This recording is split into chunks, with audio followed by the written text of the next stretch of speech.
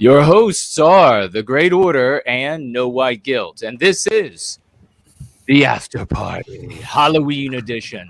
The crown winner of last week is JK160, financially gifting $15. Congratulations, and thank you so very much. Second place, it was a tie, both financially gifting $10, and it was Brad C and OG Snoop. Congratulations to you both. And thank you so very much. You may financially gift on Entropy, which will be up and running in a moment, where you can also watch the stream and vote and ask questions. You may also financially gift on Cash App. Both are available in the description below. Today, we have a host of wonderful ghosts and goblins on for our Halloween party. Happy Halloween, Jared. How are you, brother? And with us to get started is the one and only Yizz, the Unifier. Happy Halloween, everybody. Happy Samhain and all that, too. Yes. I'm wearing an amazing costume, but nobody can see it. We'll have to take guesses. We'll have to take guesses. We'll have to see what people are guessing throughout We've the been night. doing housework and yard work all day. No costume for me this year. Sorry, guys. No worries. You've been busy, and Yizz, of course, is busy all over the world, spreading White Wellbeing, the only thing that works. I am in costume, believe it or not, and I am a shark attack survivor, and I just dragged him out of the water with me so that we could be here today in the middle of surfing. You know how it is. And surfing in October. Yes, it's got to be. You really have to have a strong constitution for.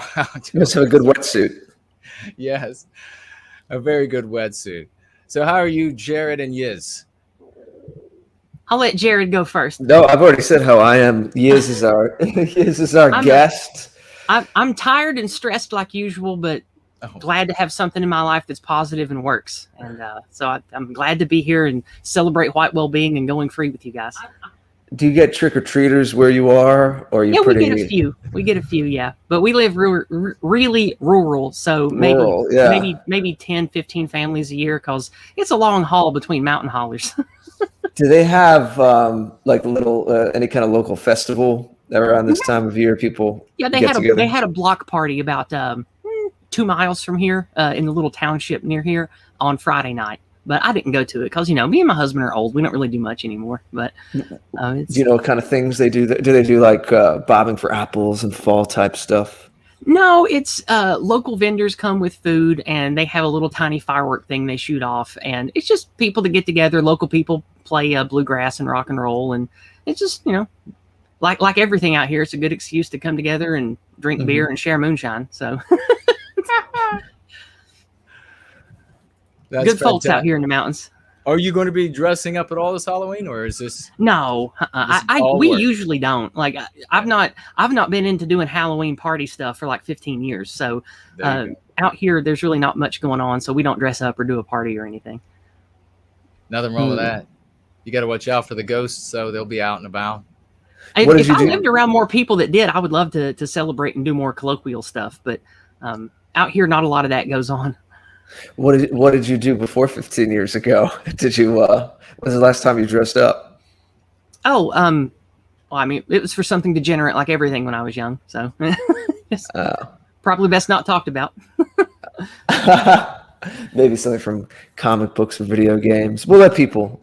No, that's actually something for my new stream series that I'm going to launch called Rising from the Ashes. It's about people like me that have shady, degenerate past, things that they have moved away from towards something better, and that have picked up along the way an awareness of racial and ethnic identity, the value of tradition, spiritualism, religion, that kind of thing. And recently with Nullus and Donald over on his channel, I talked about so many people that happen to be of atypical persuasions that have reached out to me and have been on a journey like I have through the ashes and through the muck that the anti-white world gets on them and wants to pervert them and change them. And we came out of it the other side stronger for it with an awareness. And those are the people that I'm going to have on Rising from the Ashes. And we're going to share testimony and hopefully encourage people out there that might be hooked on drugs or pornography or have degenerate issues that, you know, you don't have to be stuck in that mud. There's a way out. And I thought that's an excellent way to take going free to a whole bunch of people that might not get it any other way. So I thought that would be a good stream series for me to launch. Nice. Absolutely. Jared, what were you going to say? No, just reiterating the same thing. It's going to be on all of your places where you typically stream. Except for YouTube. I don't like to put things that I think will flag the algorithm or damage my channel even worse than it already is. So it'll probably just be on Entropy, Odysee, and DLive is probably what it'll stream on. If we do a good conversation and I don't think there's anything on it that will bust it on YouTube, I'll upload it as a watch on demand video on my YouTube channel. Right. But it'll broadcast live, of course, off YouTube because that's safer. When do you plan on starting that? Probably January or February. I want to ride out the rest of the year, see what things happen, see if I can get some kind of regular employment and work more on this house and see how things settle for the next month or two. I've only got 2 guests lined up for the series, and I'd like to have 4 or 5 before I launch it. Because when I launch it, it's going to be either every 2 weeks or every month, and I'd like to have my guests guaranteed for at least the first 4 or 5 episodes. Yeah. Well, I'll put on my host hat here for a minute and thread what you just said with the theme with the Halloween. But it might sound funny, but in all seriousness, it's something we've talked about before. Is they say this time of years when the veil is the thinnest, and like Jason is saying, the ghosts are out and the fairy folk. Well, you are a bit of a guide, and you've gone between worlds, and so. I know you play that role and you play it well, and you're bridging people together. So this project sounds like it's very much still in that spirit of what we've come to know and love from you. So it sounds wonderful. I think for anyone who genuinely loves our people, our myriad ethnicities, our civilization, we should still gatekeep and be very careful with the people that we put trust in or want to bring close. But I think that for overall awareness, we are going to need large swaths of untapped vagues out there. And a lot of those are going to be disaffected liberals, people that have gone through the unfortunate degenerate experiences I did when I was young. We're going to have a lot of folks out there that need to hear a positive, healthy message as they start being affected by anti-whiteism in our society. And I would like to be the voice that they find. And I think I would be a great one for it. Yeah. That's a very well said. And again, it's an important thing. You know, we're doing a holiday show right now, so not that there's any rules, but we usually keep it a little lighter tonight. A show like tonight is more of a community celebration. But no, I'll just say on that note, just to leave the thought with anyone, and if either of you want to say anything to this, or we'll keep it on the chat, is that that's a different thing than pounding your chest and acting like you have to say certain things within these kinds of communities, not this particular community, but the wider white sympathetic spheres, that there are all of these litmus tests and winks and nods and symbols and aesthetics one has to share, as if it's a closed club. Like what you're saying is true. We're not doing this as like an internet subculture. We're doing this as something where we're trying to all positively affect other people's lives. And it's incumbent upon all of us to continually remember that what this looks like to 97.3% of the population out there.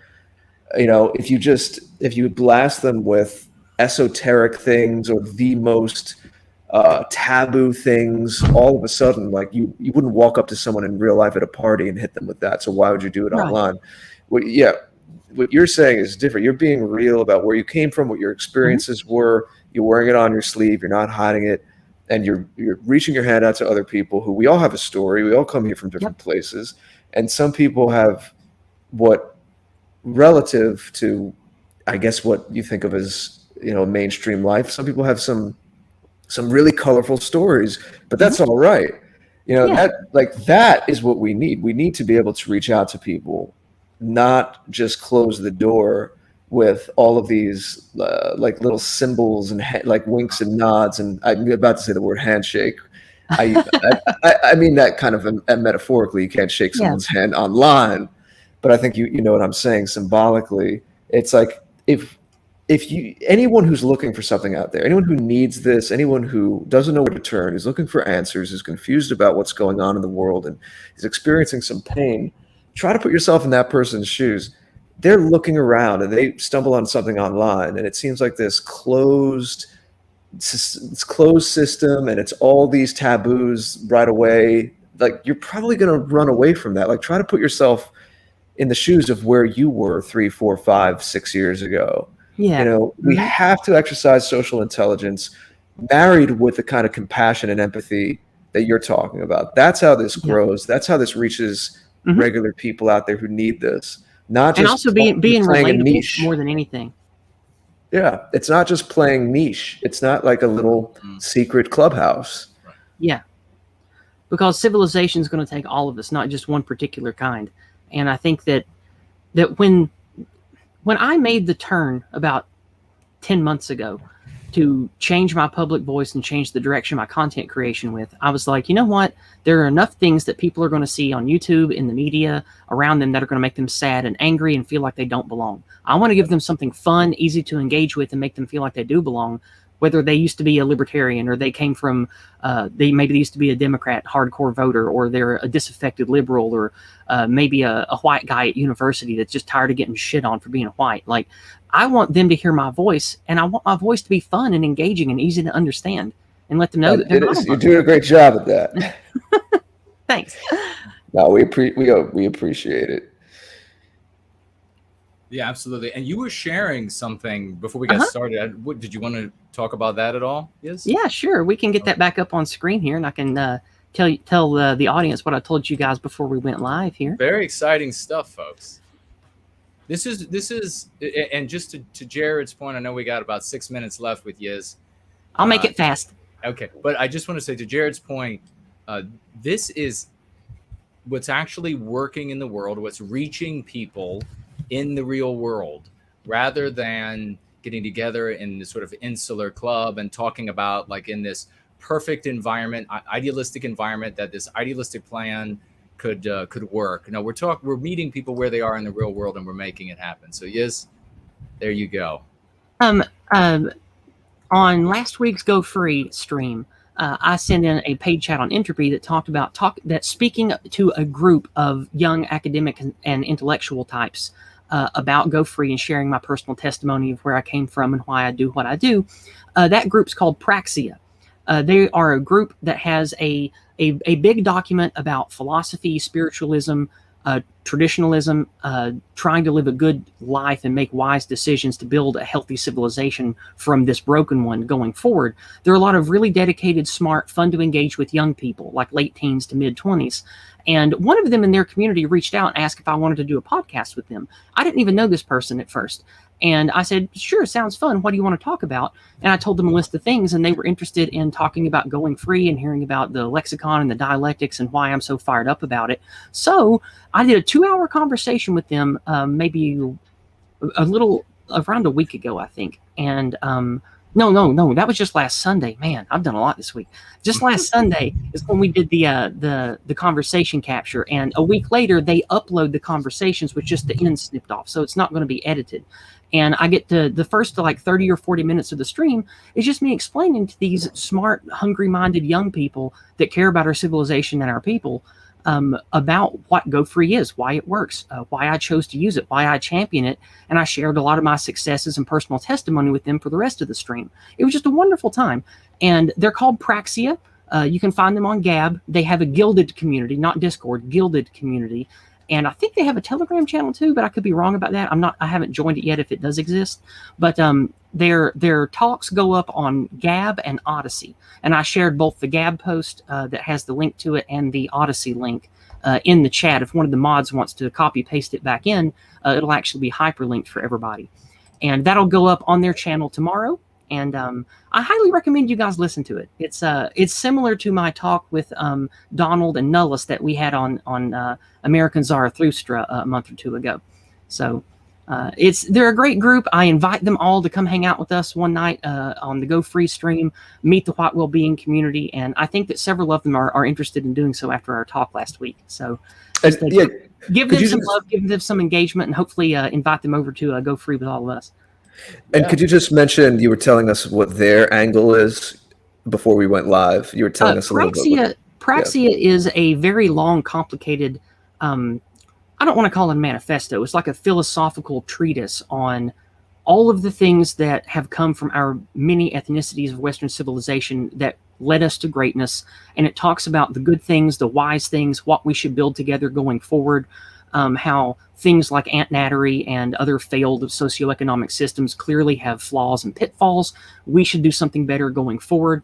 Most of them, if not all of them, are some kind of Christian. They have a very ethical, moral, religious, spiritual focus, and we talked some about Julius Evola, and it was just a really good conversation. And I learned from them that they care about finding what is right and doing what is right in the way that affects not just you but your family, etc., and on out. Many relatable things that we like in the Great Order or Going Free or the Natural Order, all that kind of talk that we like to share.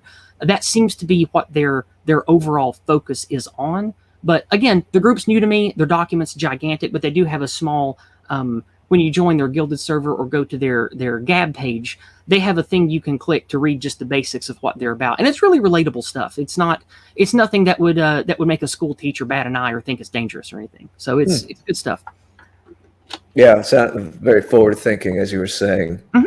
And they seem like really smart, good people. We had excellent conversation. They asked smart questions, and it was just a good time with a good group of young folks. And I invite them all to come have a great time with us on Jared and Jason's channels and all the White Wellbeing crew. Well, you're an ambassador. Yizz, you are the unifier, and we love you. I love you guys too, and I appreciate what you've done for me in my life, and I hope to pay it forward and help us grow. That's what it's about.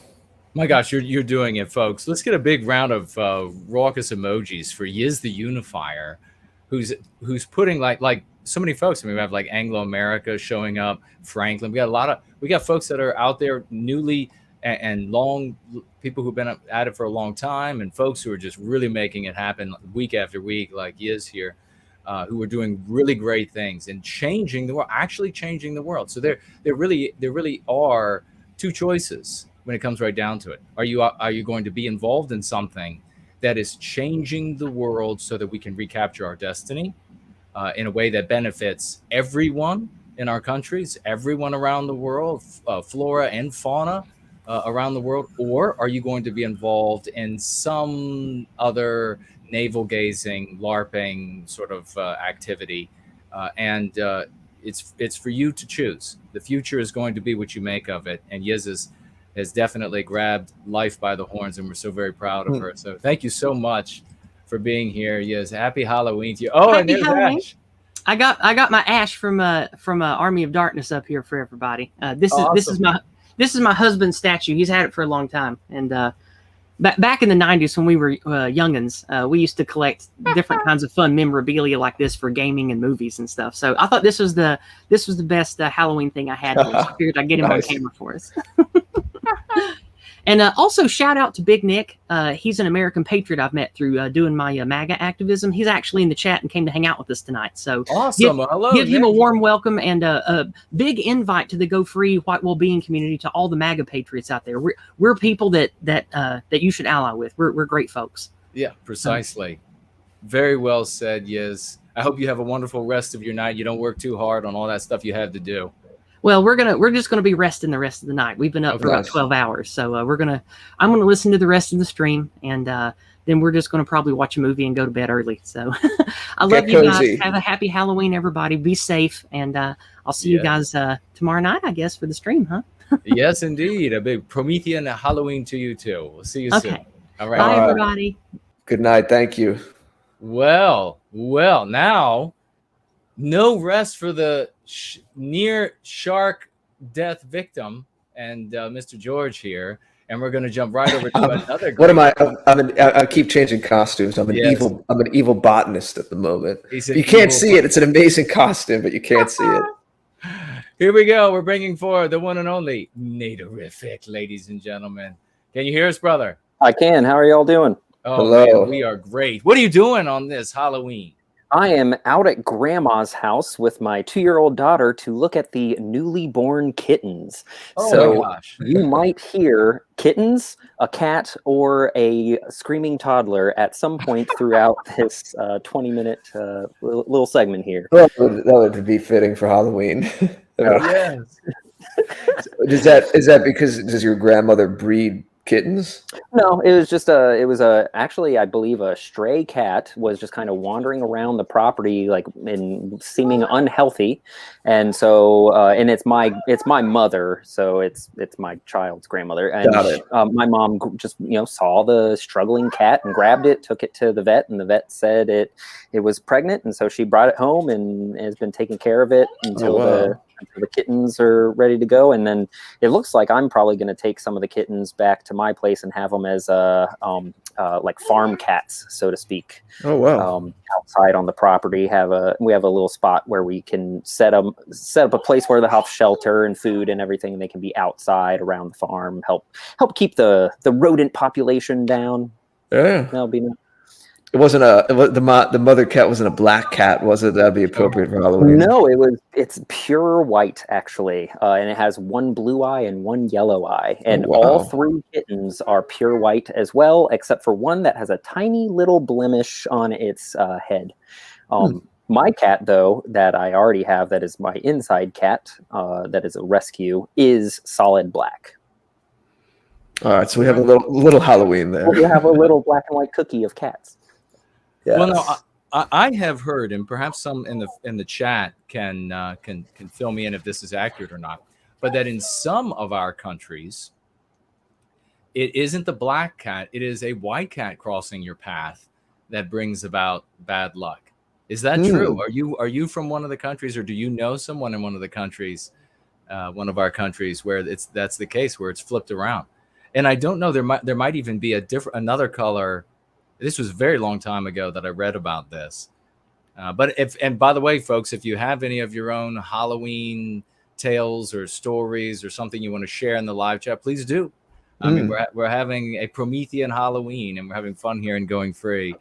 Tell us something, Nate, about Halloween that is fun for you. Hasn't it gotten more fun? I hear this from all the parents. It's one of the main reasons, of course, to have children. It's just that it makes the holidays fun again. So that you don't have to like go off into some sort of Saturnalia and lasciviousness, which ends up being the case for many. But what is one of your favorite memories of Halloween? When I was much younger, and my mom used to make some of our costumes for us. And one year I was Zorro. And I was Zorro too. Nice. We're Zorro buddies. I could definitely picture that. And yeah, it was just I mean, those Halloweens from when we were much younger, when like the whole family was still together, and like we had our little homemade costumes just going around. Those are the nicest memories. I do have a story that I don't actually remember that I think is pretty funny.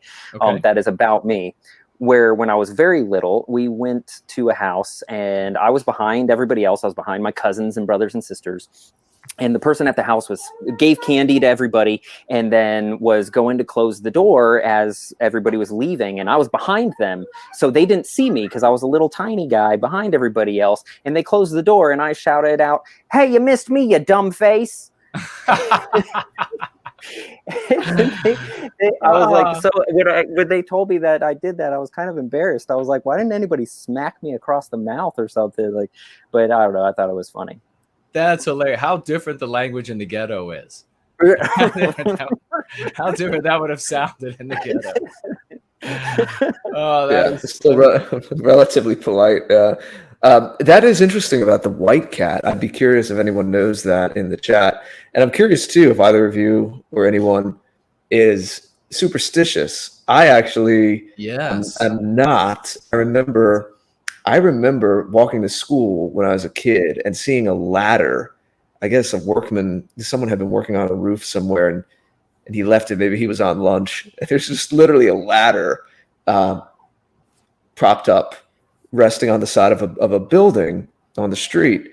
And I went out of my way to walk under it just to say to myself, this isn't going to do anything. It doesn't matter if I go a few feet over and walk under it or walk to the side. I'm not going to avoid a ladder. It's not going to do anything. So that's where my head was. I don't know. Were either of you guys superstitious? Is anyone in the chat superstitious? I actually have seen black cats cross my path as well. And sometimes people get freaked out. Definitely superstitious when I was younger, but not so much anymore. I mean, like I'm not worried about a cat crossing in front of me, no matter what color it is. I'm not afraid of ladders. I mean, I'm on ladders all the time, and you drop stuff. If I was afraid to go under the ladder, I'd lose a lot of tools. And I don't know. I don't subscribe to a lot of those superstitions that I heard about when I was a kid with the ladder breaking the mirror, Yes, I actually broke a mirror once too, but that was by accident. I had to remind myself, you're not superstitious, so it doesn't matter. But Jason, you were a baseball player, and I know there were a lot of superstitions in baseball. God. Yeah, it's insane. I'm not superstitious at all whatsoever. And when I was very young, it was mostly females, mostly women who the adults I recall who were very superstitious about things. And I thought as a child that this is silly. How could say opening an umbrella in the house, how could that cause some sort of effect that would somehow harm me later in my life? And my father was not superstitious at all. He was a really man's man, blue collar construction worker. And but what it did end up doing was it got me thinking, where did these things come from? And it was kind of a quick ABC sort of a thing that, well, when you open an umbrella in the house, it is likely, because it's going to expand, to knock something over, break something. And so at some point, people probably said, hey, don't open the umbrella in the house because you're going to break something. And then that ended up translating for all the stupid people out there. I'm kidding. For everybody who's superstitious, I'm kidding. But it ended up translating into like this superstition that it was going to end up causing some sort of harm beyond the umbrella opening. Same thing with the ladder, going under a ladder, things falling. If there were tools. Yeah. The black cat though, I don't know where there would be a practical application there. Precisely. Unless it had something to do perhaps with the plague or I don't know. But maybe it was just a cat. And then it ended up, that's why we have some countries that say white cats, some countries that say black cats. We'll see, though. We'll see. I mean, somebody must know who's in the live chat right now. They know. Maybe it's like, I'm trying to recall, maybe Scotland was one of the countries where it's a white cat. Somebody must know. But in baseball, we would do things like rally caps and it was more they talked about it as though it was like a luck thing. And there were some real fanatics. It was very strange.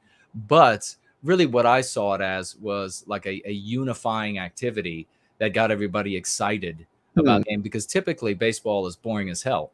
And you're just waiting around a lot for your. Well, someone once said, someone I went to high school with who was a great baseball lover said, baseball's action is its inaction. Yeah, you're just. It's the anticipation. It's between the plays, and it's a different paced sport than a lot of other sports. But I got what he was saying. It's an interesting way to put it. I don't know if he got that from somewhere else, but we have a bit of a philosophical spin. We have don't step on the cracks. Yes, I saw someone put that in the chat too. No. Yeah, so I think I hear the toddler there, Nate.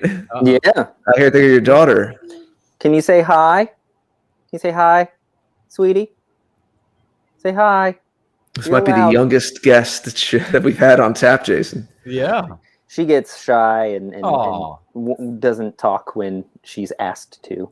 Yeah. You say hello. We've had some toddlers on camera. The golden one. Yeah. Him and his wife's daughter was playing a little in the background the last time he was on, and I think Matt Flavel's daughter. Yes, that's she right. had She came a on. cameo when he was Yes. on back several months ago. Yes, that was wonderful. Sat right on his lap.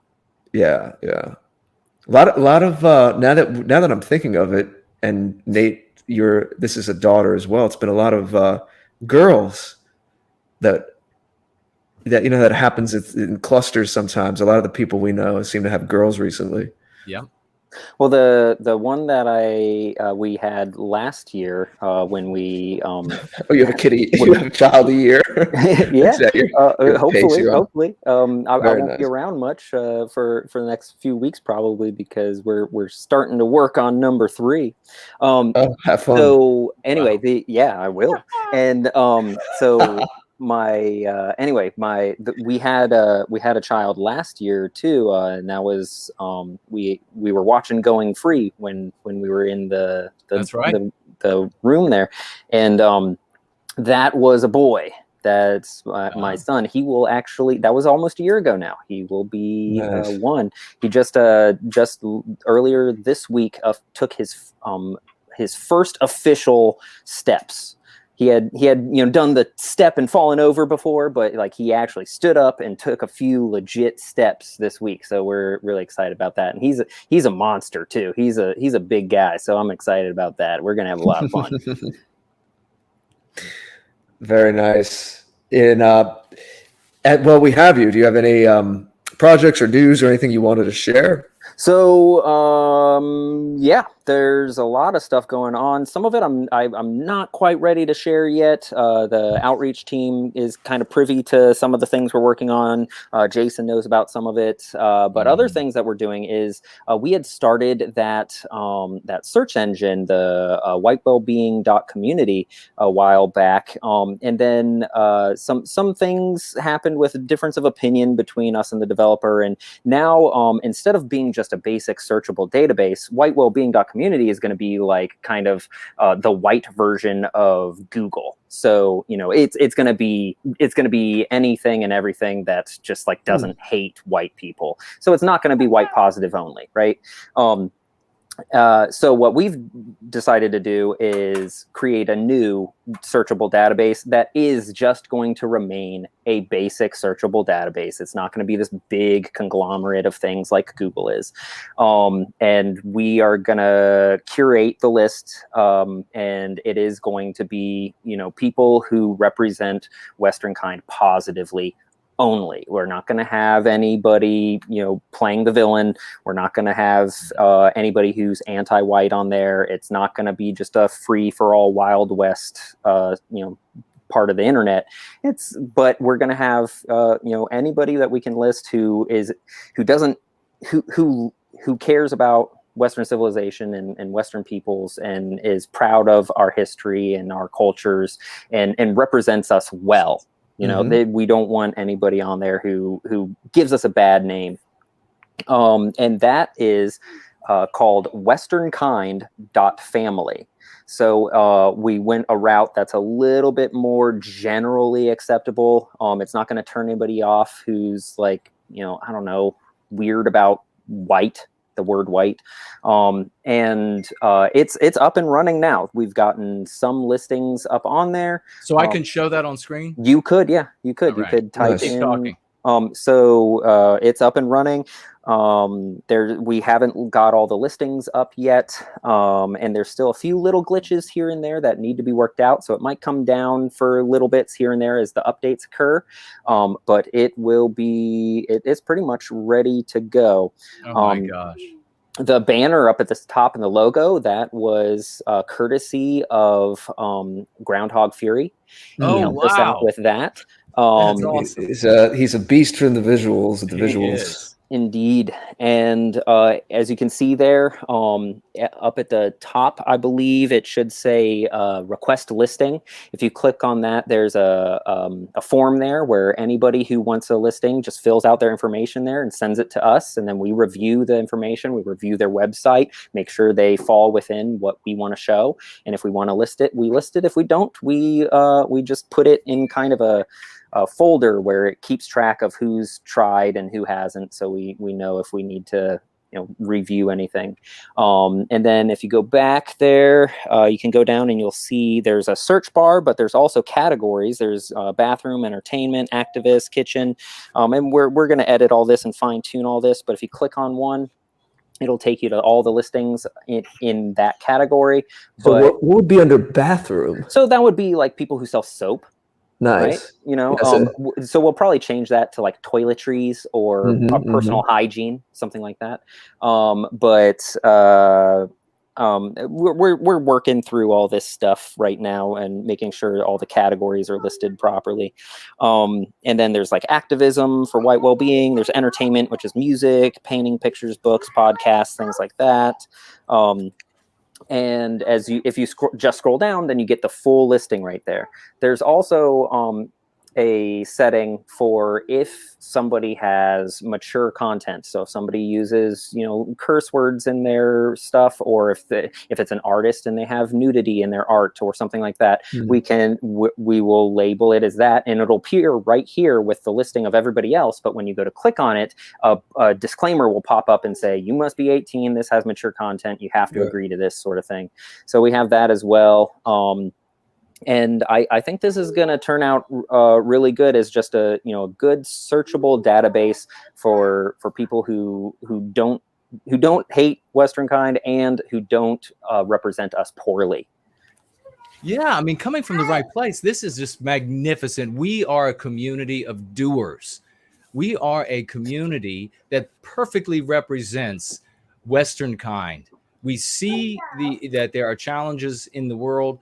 We amass information the best that we can, and then we move forward with addressing the challenges that are around us in order to accomplish our objectives. And in this case, of course, the recapture of our destiny, which means anything and everything that we want it to mean. The anti-whites have no control over the definition of things in our story.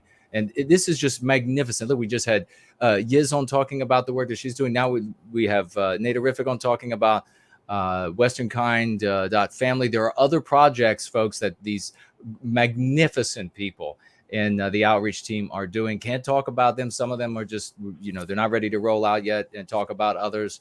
It's not the place to talk about them in this sort of milieu. But nonetheless, they are all designed to recapture our destiny by listen to that. Sorry. No, that's great. Sorry, it's just she was celebrating. She was. He came in right at the right time. Timed.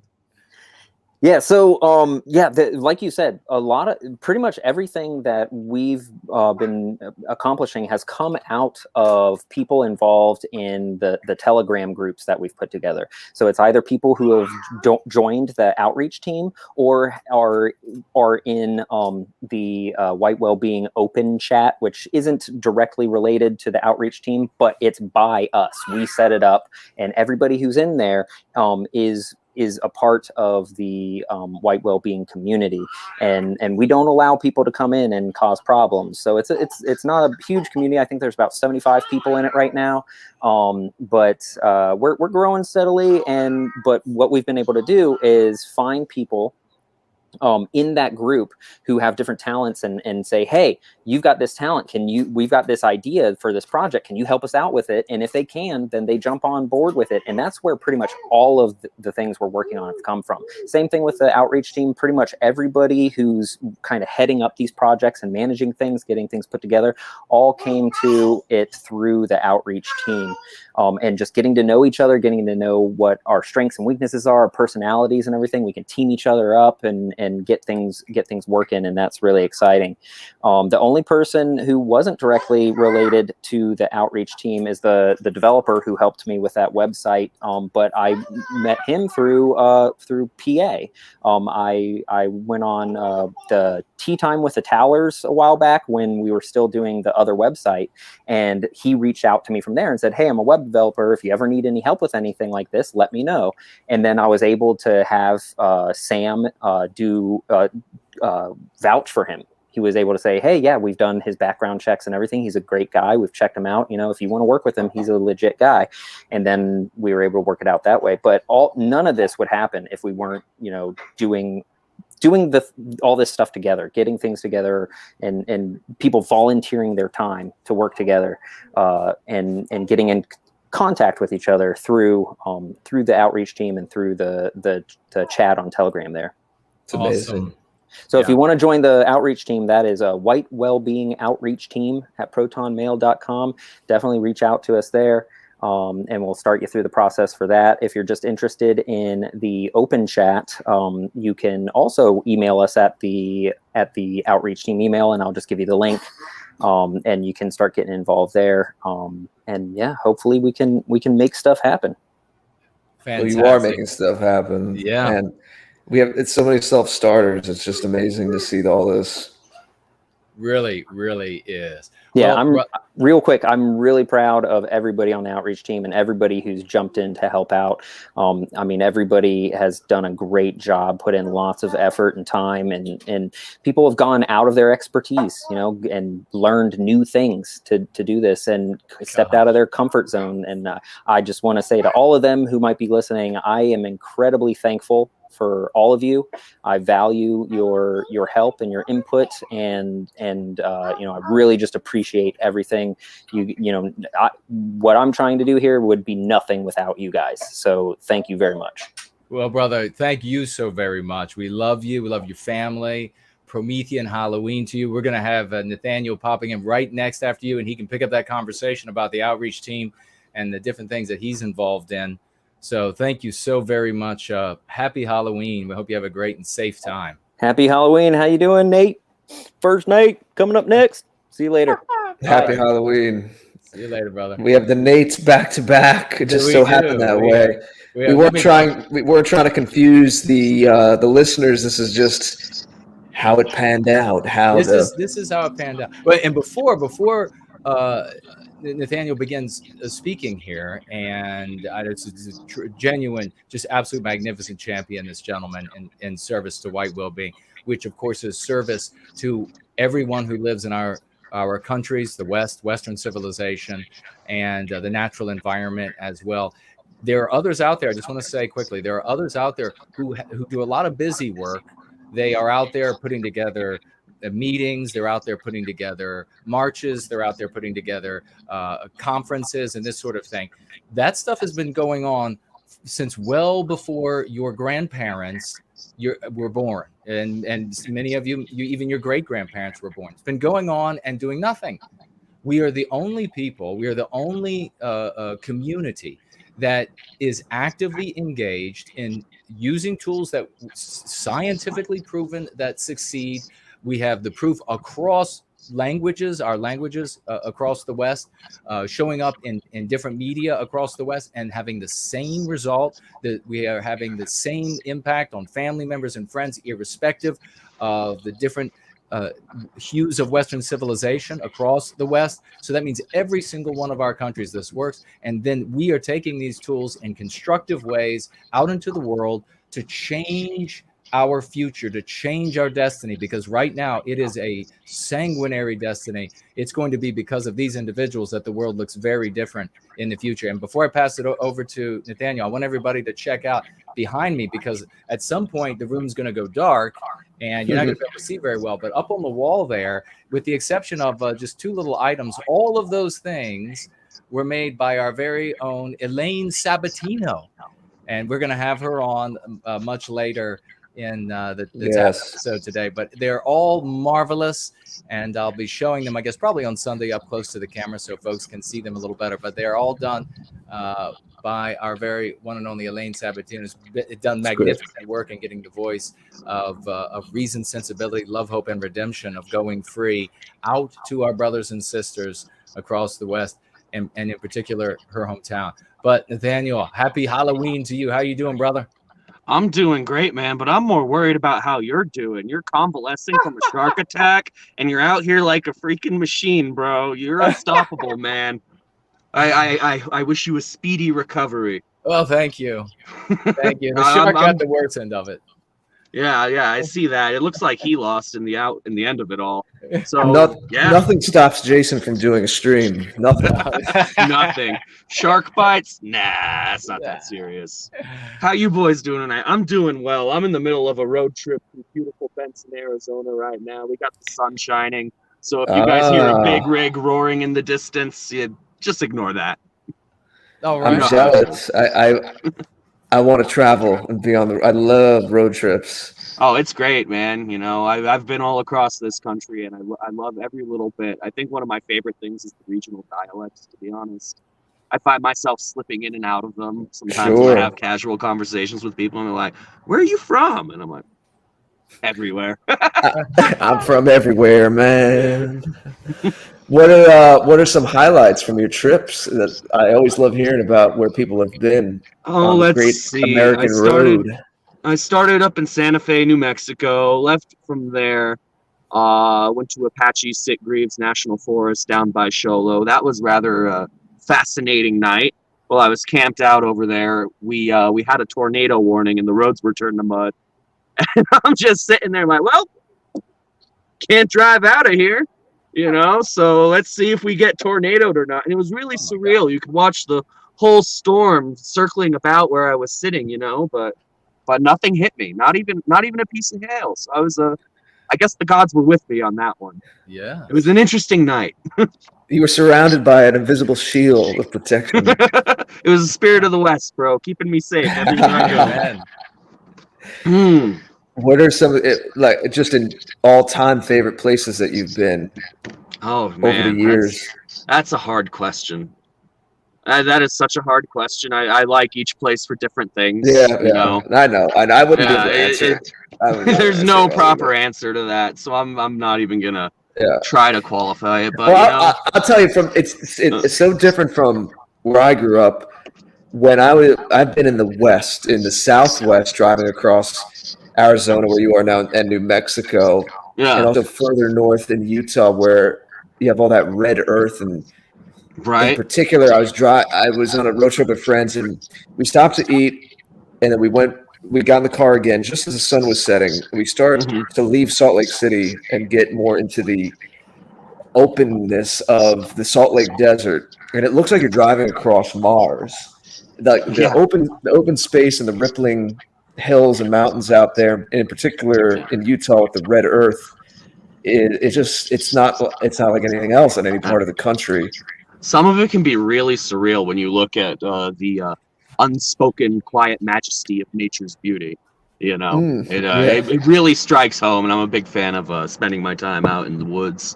You know, camping, hiking, all that good stuff. Have you been to all the different regions of the continental U.S.? Almost all 50 states at this point. Yeah. Wow. You know, that's cool. That's almost all of them, and every single one. I've always found something I really like. You know, and it's always curious too, like going through them and just seeing the different state that it's in, like, you know, within the context of the world we occupy. You know. And the regional variations thereof, you know. Please go ahead, continue. I got nothing on that line, man. I kind of trailed off into thought. Forgive me. No, it's absolutely. That's one of the things that's so wonderful. One of the things that Jared and I like to talk about is that when we recapture our destiny, all of our subtle hues will be magnified. They'll all be infinitely more vivid because we love that. Right. And you can really see it, man, just going from region to region, you know. Southern hospitality is very much real.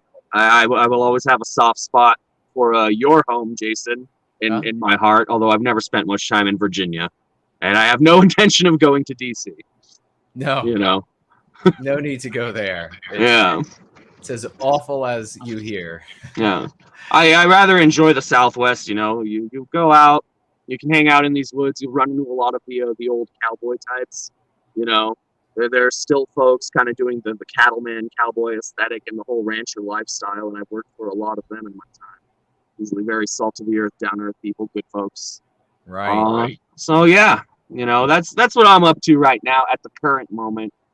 I would gladly indulge you in some of the secret workings of the outreach team and the projects, but I think Naderific would totally yell at me if I spoke about them. You know, we're working in tandem on pretty much everything. If he tells you about something, then you know then it's the time for release. I'm just, you know, there are things happening. I guess one of the interesting things that's kind of been a consideration lately is audience appeal. You know what I mean? Like when you go into like a marketing thing or you create a product, you always have in mind like target audience, right? You know, right. Not everybody enjoys certain things, I guess, and so we've kind of been taking that into a consideration for some of our other projects and looking at different groups of Westmen, for example. Like, okay, you know, like you've got like blue collar types and then white collar types, you know, artists, construction workers, all of this. What are the different things that they like, you know, and how can we create something that specifically like caters to what their interests are? Mm-hmm. So that's an interesting thing that has tied into a few of the projects we've been working on. Yeah, well, we were just discussing that actually with I was with Semiogogue on his show. And, yeah, I caught a little bit of that. Oh, right. Yeah. So tailoring, and this is something we've talked about before. I mean, Elaine Sabatino naturally did it for her location where she put in the theme of where she was.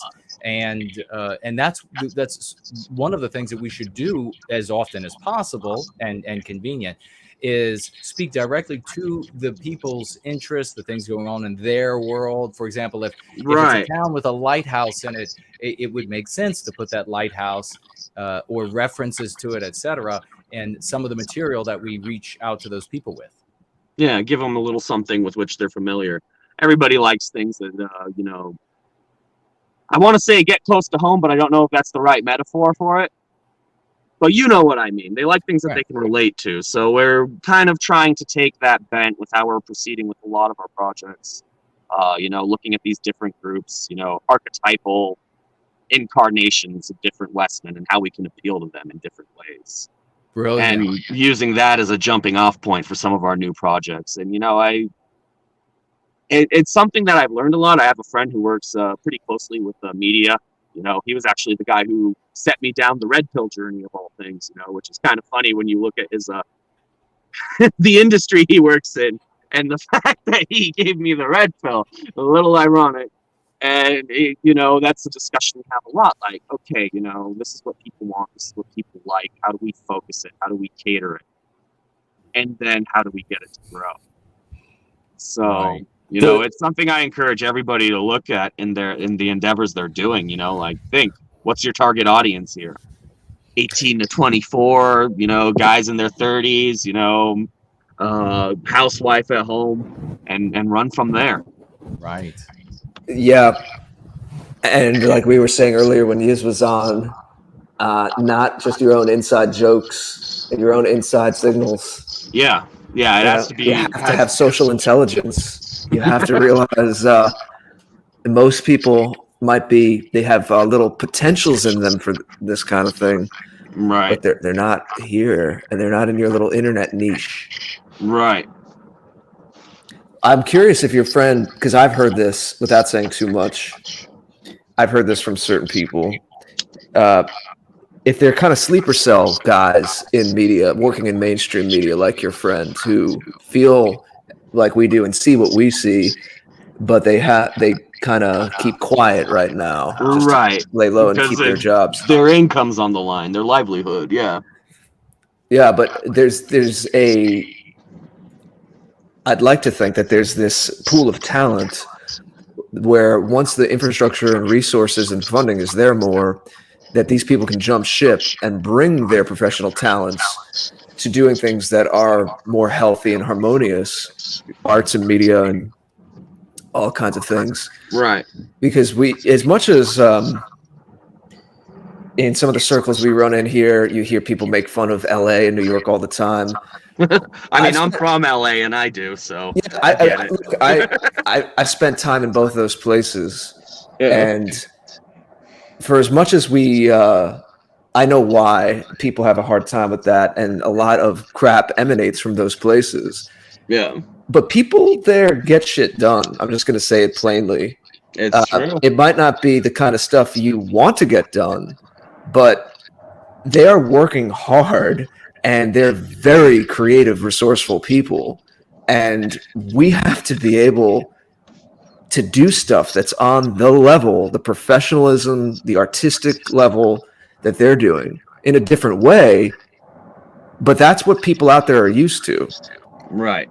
You know, we have to bring our A game and bring that kind of execution to things.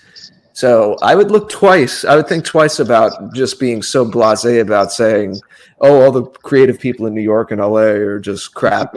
I mean, yeah, they're creating a lot of crap, and when they're anti-white and anti-Western, then we have to take them to task. Absolutely, I'm not saying that. Well, admittedly, at the end of the day, there is the need to make sure that they survive, you know, and as we know, we live under a regime that has a vested interest in peddling what they peddle, you know. So it's the struggle of survival. I'm not trying to give everyone a blanket excuse for, you know, if you're actively working on shows that are telling the audience to go hunt anyone and kill people that are anywhere near white positive. I'm not saying, you just have to get a paycheck. Maybe there's a time when you turn that job down, you turn the offer down to work on the set of a Amazon production like that. There has to be a parallel infrastructure in place, you know, by which they can go and get that in the first place, which is something I've always believed in building. Yeah. I'm just making the point that things are done for as much as people disparage it, things are done on a high level in those places. You can't just come and say, "Oh, I have a vague idea to do something. Like, let's do something together," just because we're both white positive. And I know, you have to come with plans. You have to come with a vision. You have to come with talent. You have to come with a portfolio of things that you've done. Or if you haven't done a lot, then you have to show something of value. Well, things are in the works, but I just can't talk about them. Exactly. I think Nate would yell at me. Exactly. You know, and I will leave his discretion on when the reveal arrives. Nice. Yes. You know.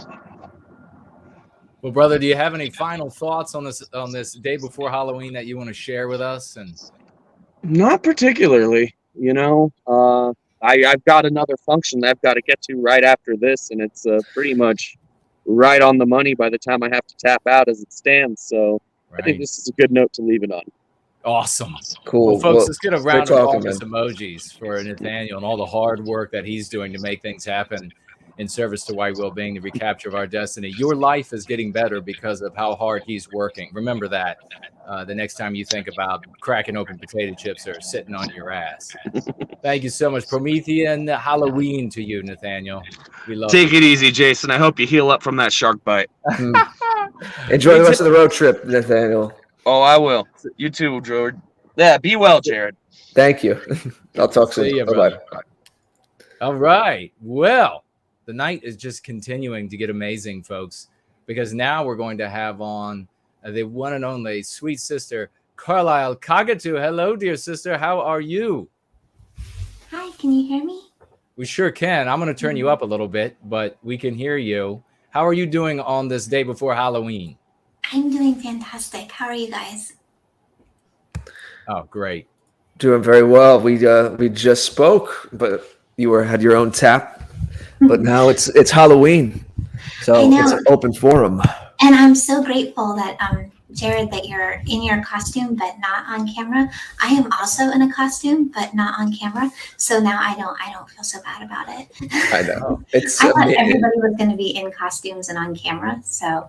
It's so amazing, but unfortunately, people can't see it. What is your amazing costume that people have to just trust that you're wearing? So, my friend wanted me to go. She was like, I was a cheerleader in college, and my cheerleader outfit still fits. So she was like, you need to wear it because it still fits. So you should totally still wear it. So I put it on, and then I got shy about wearing it in front of an audience. So I'm wearing it for her because she really, really was disappointed that I wouldn't go on camera. You're literally, this isn't a joke. You're literally sitting there. I'm literally wearing it. In a cheerleader. Mm-hmm. Yep. Just didn't have the nerve to go on camera yet. I think we all can appreciate that. Well, that is I've never done that before. I've never gone on a Halloween party or trick-or-treating in something that I actually was in the past. I imagine there are probably people in Nitwittery circles that go as prisoners, and then of course that would be something they had been at some point in the past, but not many others.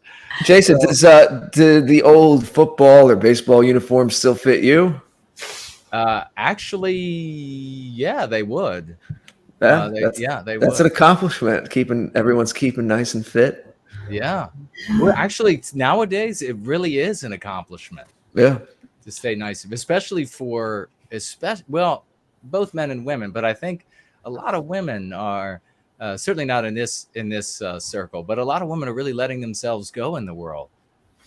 Yeah, that's true, and that's really sad too, because I think it's such an important thing to take care of yourself, and I mean, I don't think it's vain or like a brag to just stay fit and to care about how you look, because when you care about yourself, then you're able to really care about other people too. I really don't think that's a cliche. I really think that's the truth. Mm-hmm. Yeah. Yeah, I agree. It cuts a couple of ways. I don't know if we want to get too philosophical on this Halloween episode, but on the one hand, a lot of people unfortunately go towards like a shallow route in the current culture. So if it's a manifestation of that and only about appearances, then I can understand. I can understand how some people might say, well, you might want to make sure you don't go too far down on that road. Absolutely. But on the other hand, I agree with you, because for as long as I've been public, I always weave in the higher level stuff of what I talk about, a holistic view of things. And so I don't separate the mind, the body, and the spirit. And so there could be, contrary to what I just said, not just being shallow about it, there could be a very deep and integrated way of your physical health having this symbiotic relationship, and at the root actually not even really being separated from your mental and spiritual well-being as well. And you're seeing yourself as it's these different modalities of your whole of what you are. Like, now that can be very fulfilling and very meaningful. I agree, absolutely. And it's so important to be able to feel good about yourself, and there's just something about, when you can still like wear your cheerleader outfit after college and you're like, it still fits. So, there's something about that that's like, that's you're right. It speaks to discipline. It speaks to being able to take care of yourself and having responsibility. Absolutely. But so what was your favorite Halloween costume, both of you, when you were a child? Jared? I've been asked this on previous Halloween taps, and unless I think of something else, I'll go, and then I'll see if I think of something else when Jason speaks. But I know that I was a vampire a couple times. I was Dracula, and I really liked that with the cape, the black cape, and kind of like the red inside. I think on at least one of them, I had a collar, like a big collar that came up around my neck, back of my head. And there was something about walking down the street, going to trick or treat, and this cape kind of billowing in the wind. It felt very dramatic, and I liked it. I was like, this. The little mini Jared was like, yes, this feels right. Oh, that is fantastic. That was actually how I dressed normally.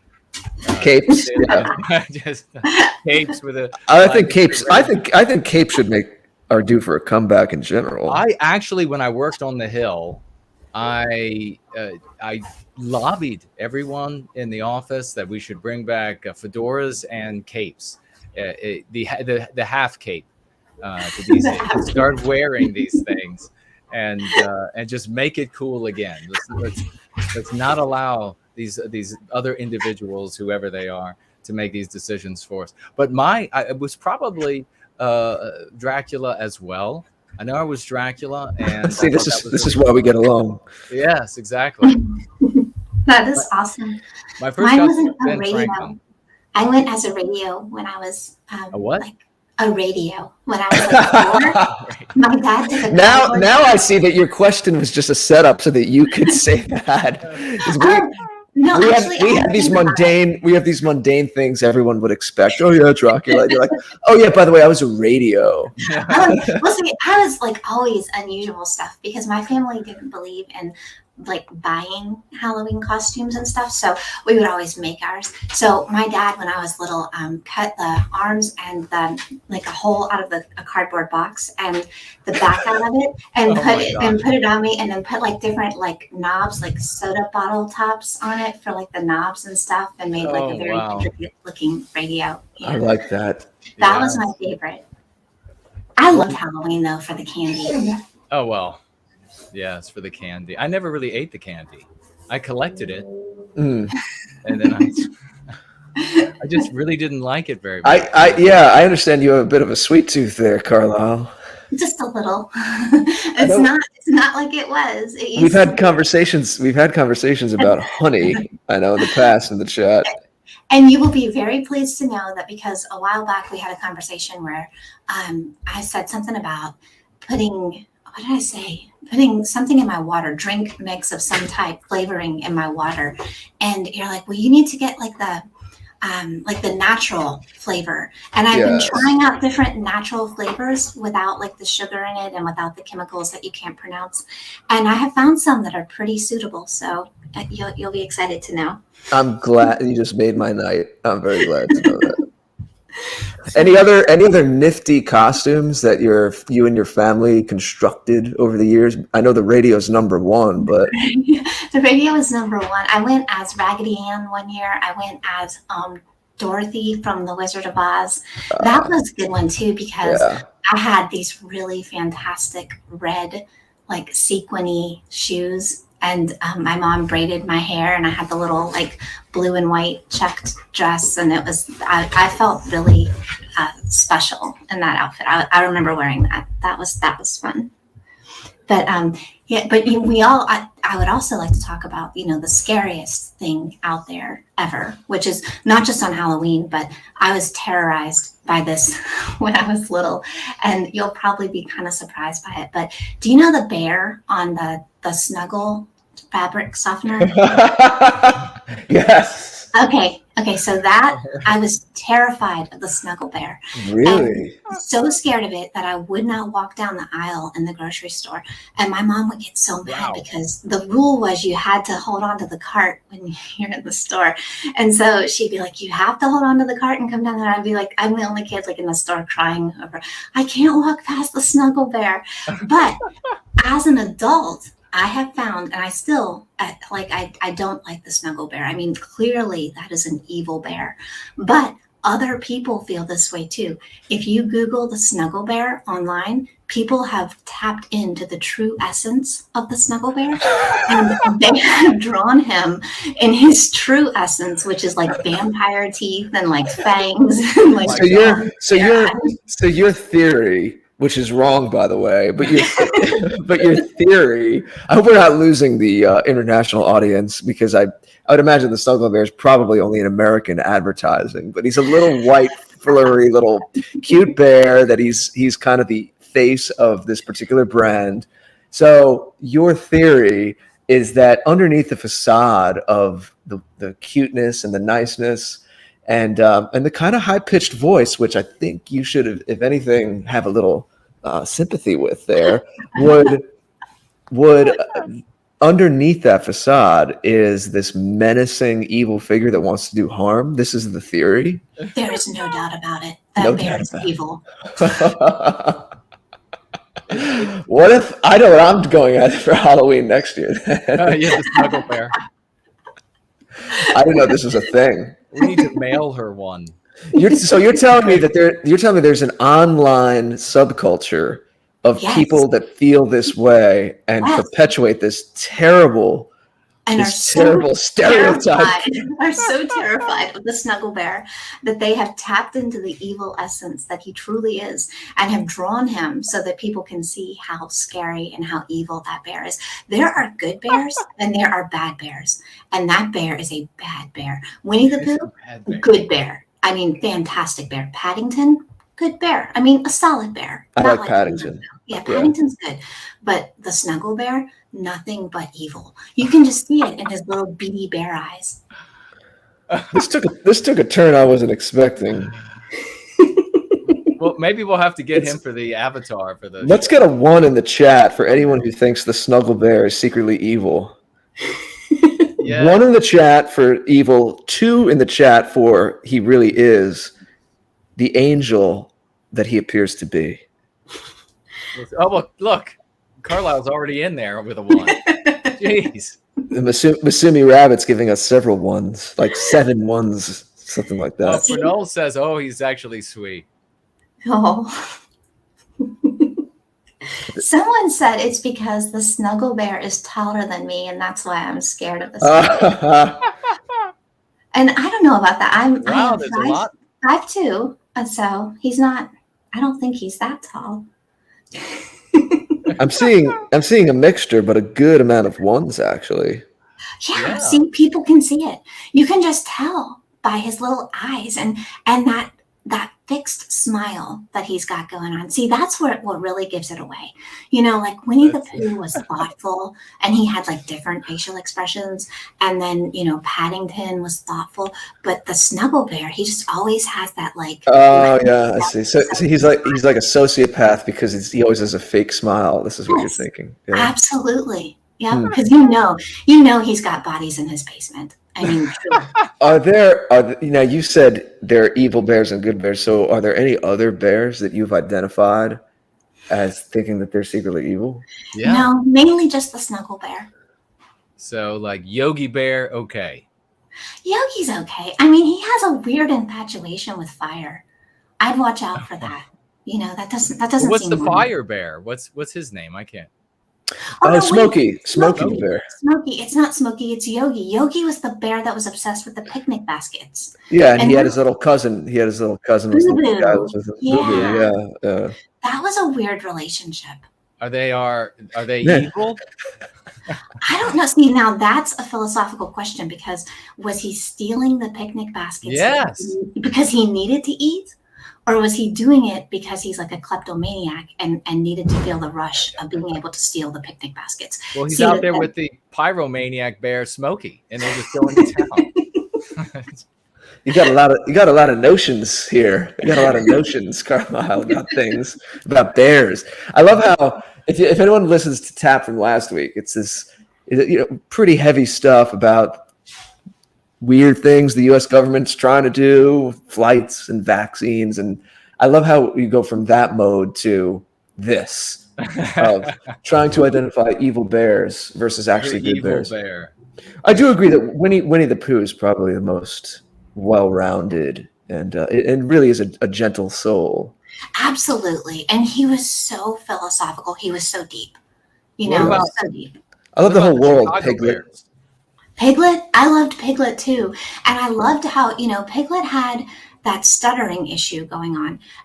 Pooh was so patient with him, and I love that about him. A good friend. Yeah, a good friend. And Pooh was kind of a badass too, because do you remember when he had to protect his honey from the heffalumps and woozles? No. That was a scary moment. No. Oh, it was a scary moment. Protect the sweets at all costs. Jason asked about the Chicago Bears, and I would imagine they have a mascot as well. The Chicago Bears baseball team. No, football. Oh, I'm sorry. I'm thinking of the Cubs. But the Cubs. I'm picturing the Cubs mascot. See, I don't even know about bears, mascot bears. That's a whole different genre. What about Mike Ditka? Who's that? Coach of the Chicago Bears back when they were good. I think you got to keep this focused, or this is going to go off the rails if it hasn't already.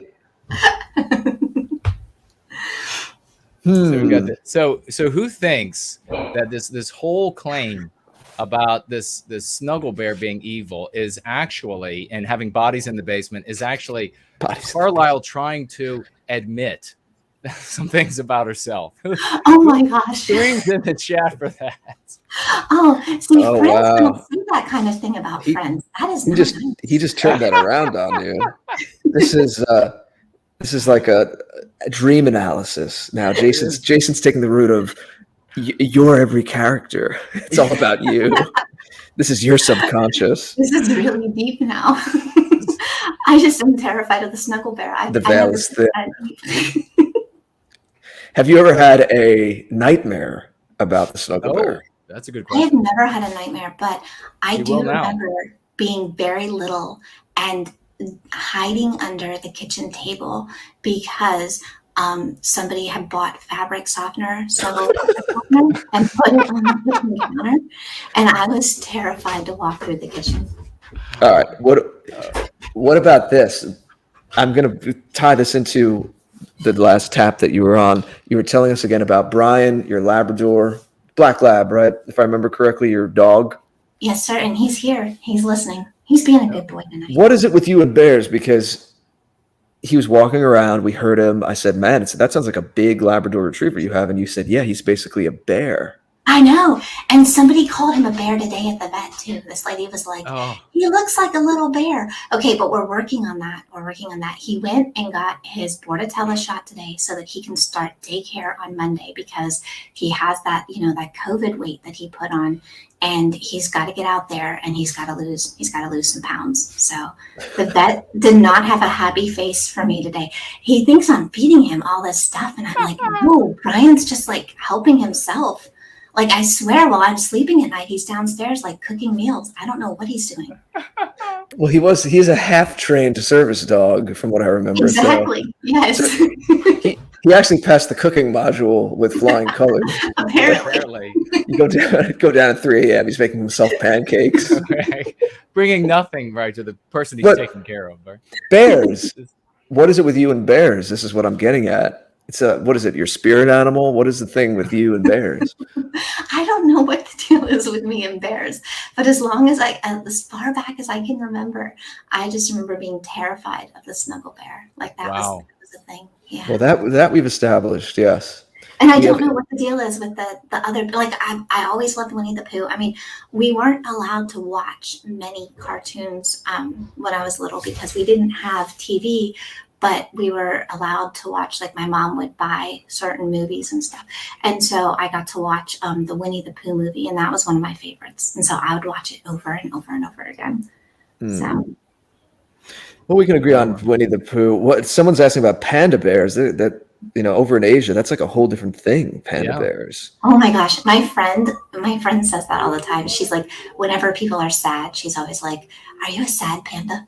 And I think that has to do with like the emo culture. Like a while back, people would be like with the heavy eye makeup and all that. I don't know much about it, but I think they were like sad pandas or whatever. Right. So yeah, she's always asking people, are you a sad panda when you get upset? So panda bears are a thing though in China. What about koala bears down in Australia? What do you think about koala bears? Koalas are mean. Have you heard that? There's a rumor going around that they are really mean. That might be the case, yeah. Ask the snuggle bear, anti-snuggle bear community. Snuggle bear is probably their god. If they're mean, then that's probably who they're worshiping. Carlisle, I do think I've heard something about koala bears with those claws. You have to watch out for them. They can be nice, but they can turn on you. Exactly. I think I have heard something about that. It's a wild animal. You have to be careful with any wild animal, of course. Kangaroos are like that too. You think they're all friendly. They have this friendly persona and this, outward appearance of being friendly and jumpy and happy. And, they'll kick people. They're kind of violent. What are? I missed what you said. Kangaroo. Kangaroo. Yeah. Keeping it on Australia for all of our Aussie friends. I don't know if we have any Aussie friends currently in the chat. I think you did earlier. Somebody was saying she was from Australia. Yeah, our friend Parge was going to join, but fortunately for him, and this is again following up on a recent TAP conversation because he was on a few episodes ago. Without giving too much away, we're happy to hear that some of the draconian lockdown restrictions that he was telling us about have been relaxed, at least for now. So thankfully he's able this weekend to travel and see some family, which he hasn't in a while. So we're very happy for him. But he says happy Halloween to all of his American friends here. A big happy Halloween back. And happy Halloween to everyone except for the people who voted 2 on the Snuggle Bear question, because clearly we don't understand the depth of that issue. Send me some literature, Carlisle. I'll have to look into this. Yeah, we'll have to look into this. I'm not convinced. I'm still not convinced. Well, ForNull's coming up in a minute, and ForNull, if you're listening in the background, I don't know how you're going to follow this act of Carlisle showing us a different side of herself. He's going to tell us. This is more of the real Carlisle. I mean, my serious. I'm sensing that. My serious Carlisle, of course, is my work Carlisle, but this is more of the real Carlisle. It's the normal Carlisle. I wonder if it would be for better or worse, Jason, if instead of on tap, we'd have people like Carlisle on speak about serious things going on in Washington. That it would literally just be an hour of this. Should we like Snuggle Bear? Yeah. Should we turn tap into a comedy show? And I could bring. Oh, the Snuggle Bear is no laughing matter. See, that's the thing. Comedy show.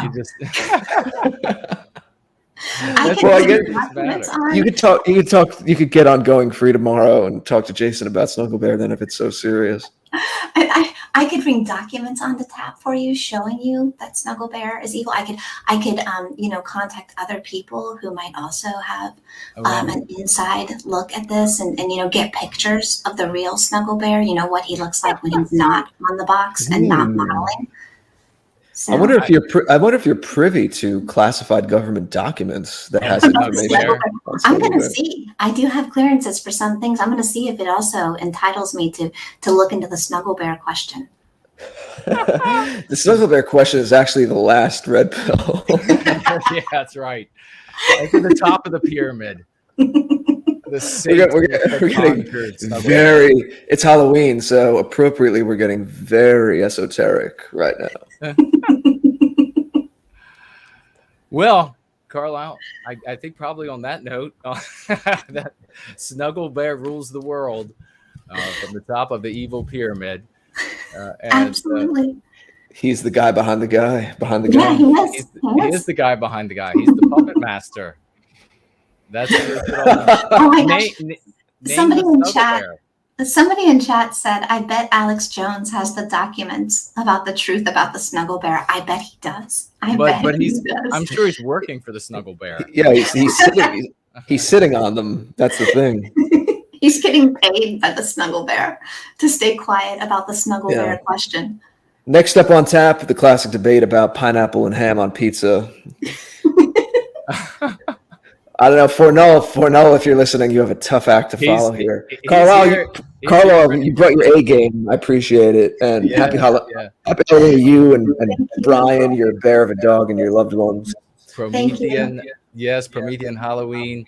And for this whole Snuggle Bear thing, a severe beating for you. So, have a good night. See you all. Bye-bye.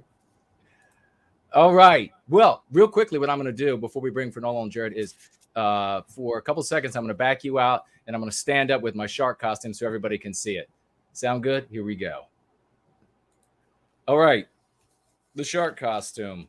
So you all can see that I'm actually being eaten, but survived the shark attack. There we go. Let me just, there we go. And he goes all the way around.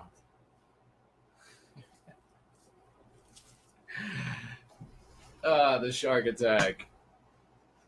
And the lights will be going off soon. We're going to bring up. There's Jared. There's the one and only ForNull, if he's with us. We're connecting to a dimension. Oh, Argon Vexon is the name of the dimension. Oh. This is beyond the fourth dimension, the fifth dimension. This is Argon Vexon. Hail! Oh my gosh! Coming from a different dimension, your internet connection is very good. Yeah, it really is. I do. I have a great service provider. Your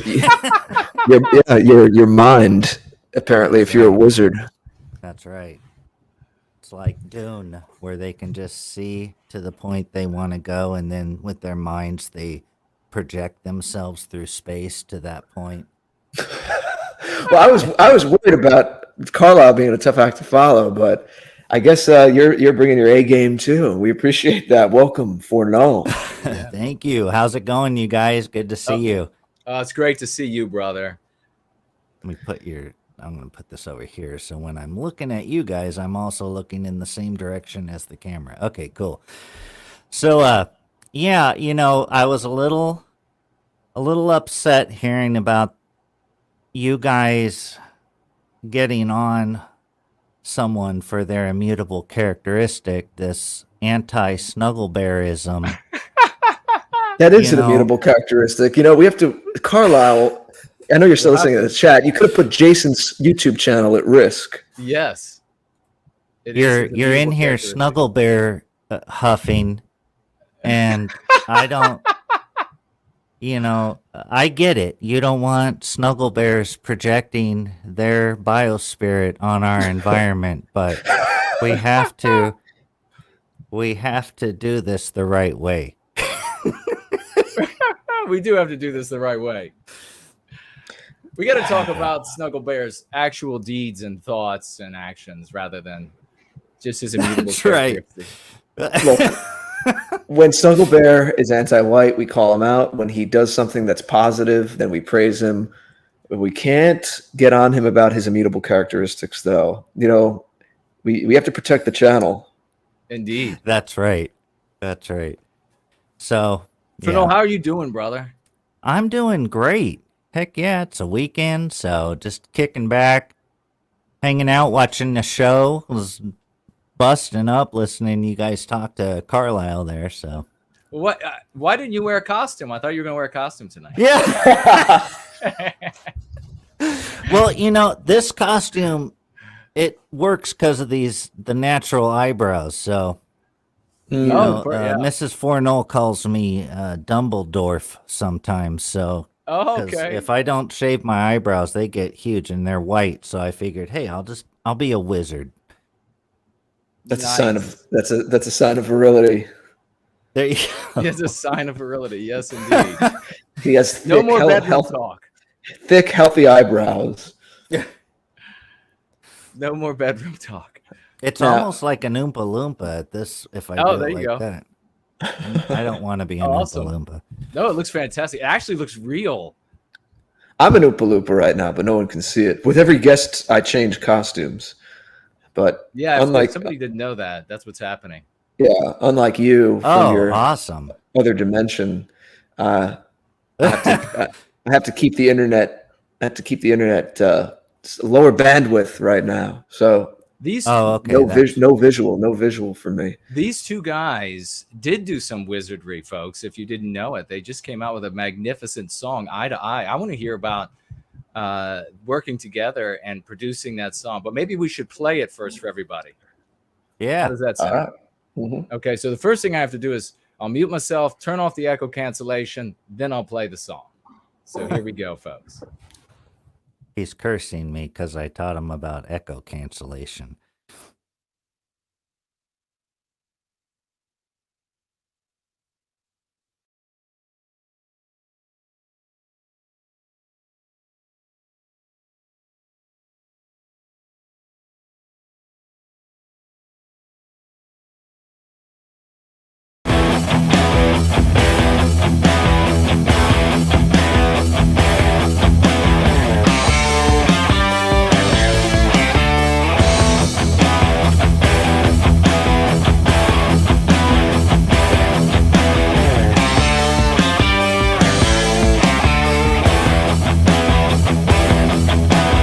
You said you're not living.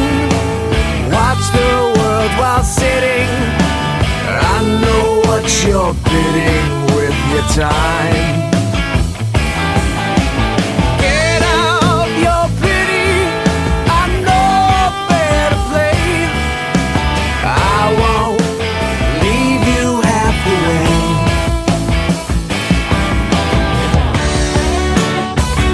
In a fair world, we could say, go and tell the sun it fades. Oh, I know why.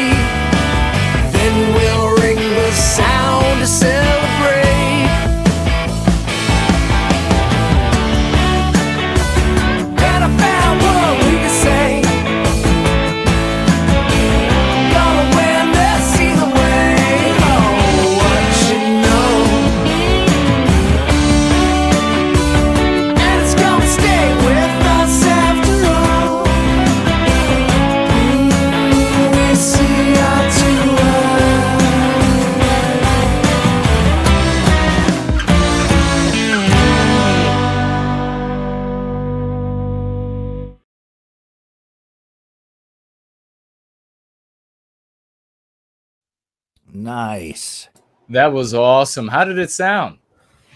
Good. It does a weird thing on StreamYard and Zoom too, where it kind of compresses and stretches the time, but it's real slight. But it'll make it sound like it's the tempo has dropped a little or sped up. But otherwise, it sounded really good, I think. Great. So talk to us about this song. How did you guys kick it off, and where did the idea start, and then how did that partnership work throughout the process? Well, we were working together, getting his previous song like mixed and mastered, and so we were kind of developing a working relationship there. And so I thought, well, we should, do a collab. And he said, yeah. So he, I kind of got a feel for what he likes. And so I started working on some riffs. I came up with a couple riffs, recorded them, sent it to him. Then I didn't hear back right away, but pretty quick, didn't take too long, a few days. And then he's like, okay, yeah, I like this. And I go, I don't know what these parts would even be. So just, I'll write a few more parts and you write some parts and let's see what we come up with. So we did that. And I wrote a few more parts. He wrote a few parts. He gave me like a I don't know what you call it. Like he does singing, but he's not singing words, but there's a few words in there. But it's the melody and the feel, and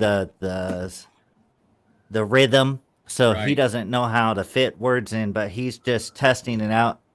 So he sent that to me of his ideas, and I was just like, oh my God, yeah, this is awesome, dude. And so we kind of got all our parts, and then I go, well, you're the singer, so I don't want to try and structure this. So you just structure it how you think it's going to work with your lyrics and everything and send it back. And then, this is over the course of a month or something like that.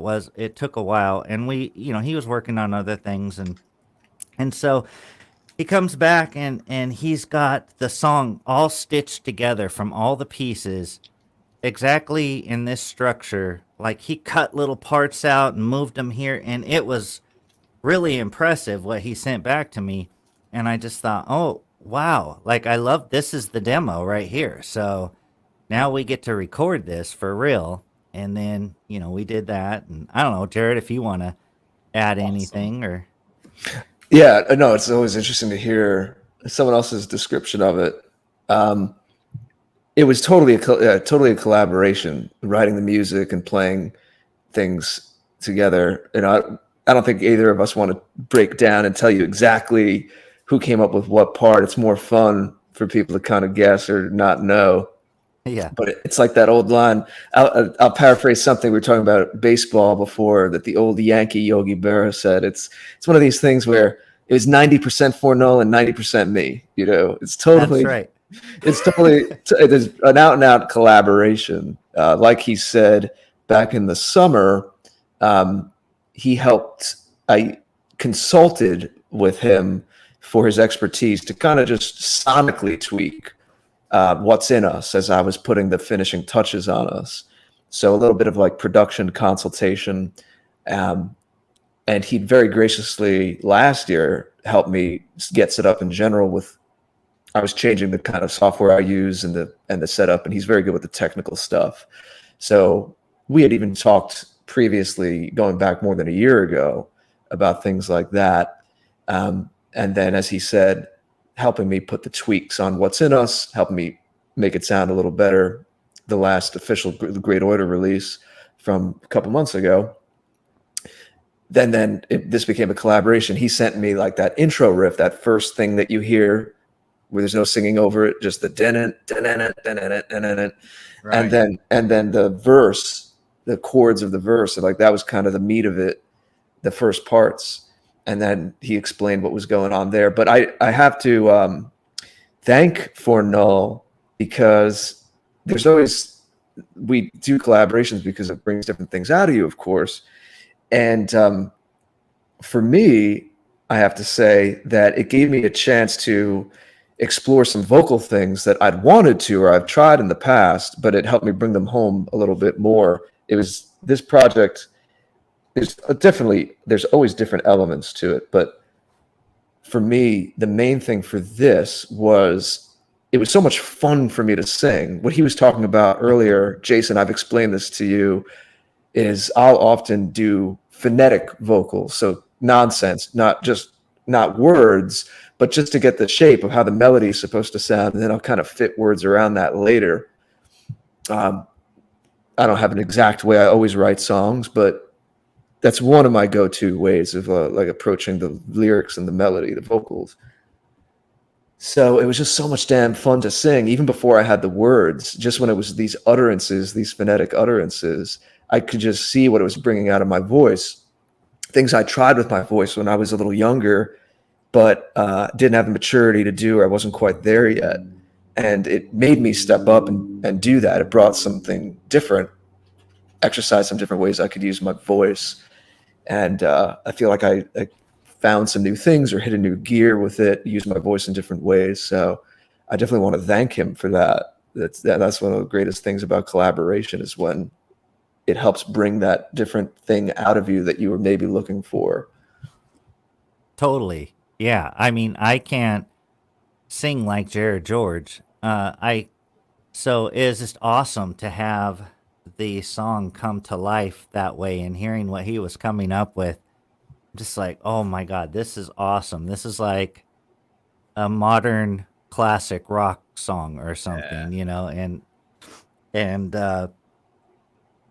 yeah, so it came along. We finally got all the parts recorded. We retried a lot of things, you know. I'd record something and we'd just be going, no, that's not working.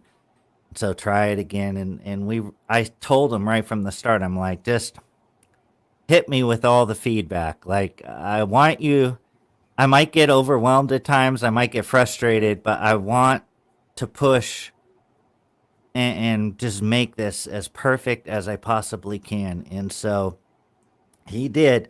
He would, you know, he'd point out everything and we would address them all. And it got near the end, you know, for the past couple of weeks was pretty intense collaboration, us just communicating every day, you know, the different things were changing, and you know, he would drop some new tracks of vocals and slide guitars and stuff and tell me, you know, try make it a little more, it sounds too wet, or it's too much on the right, like make it go to the left because your guitar's over here. And so we just do all these tweaks until finally it was like there. It's a weird thing to do remotely, because you'd normally be sitting next to someone in a studio and it would be casual conversation.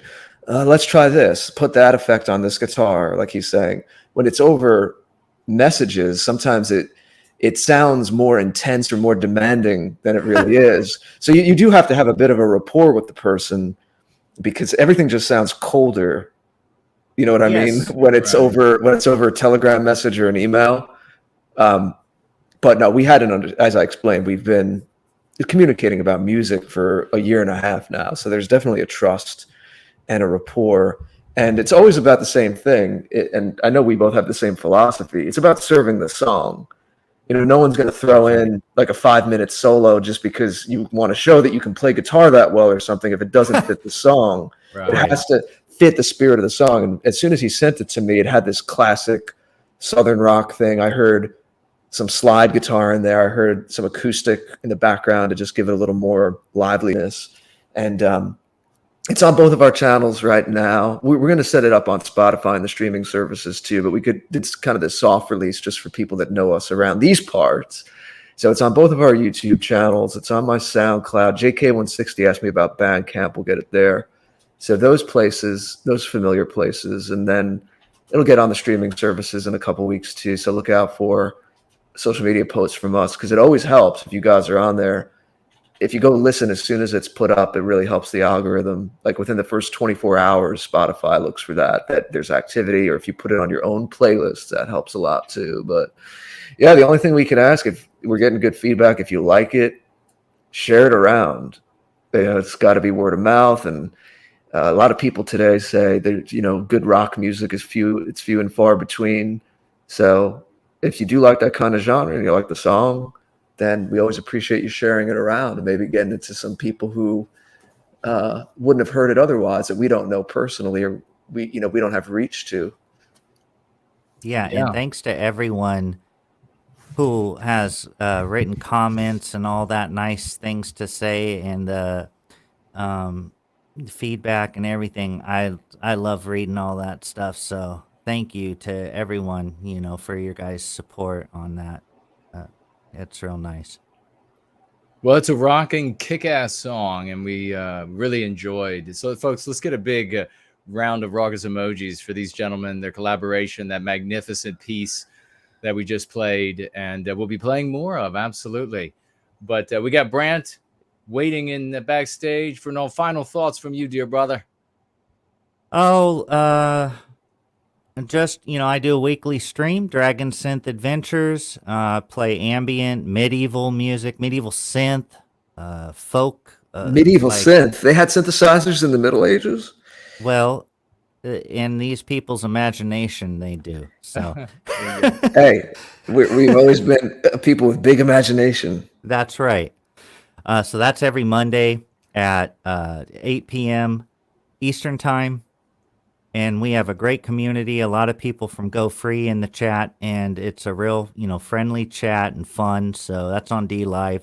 My DLive is dlive.tv/ForNull. So anyways, awesome. That's all I got. Thanks, you guys, for having me on, and good talking to you.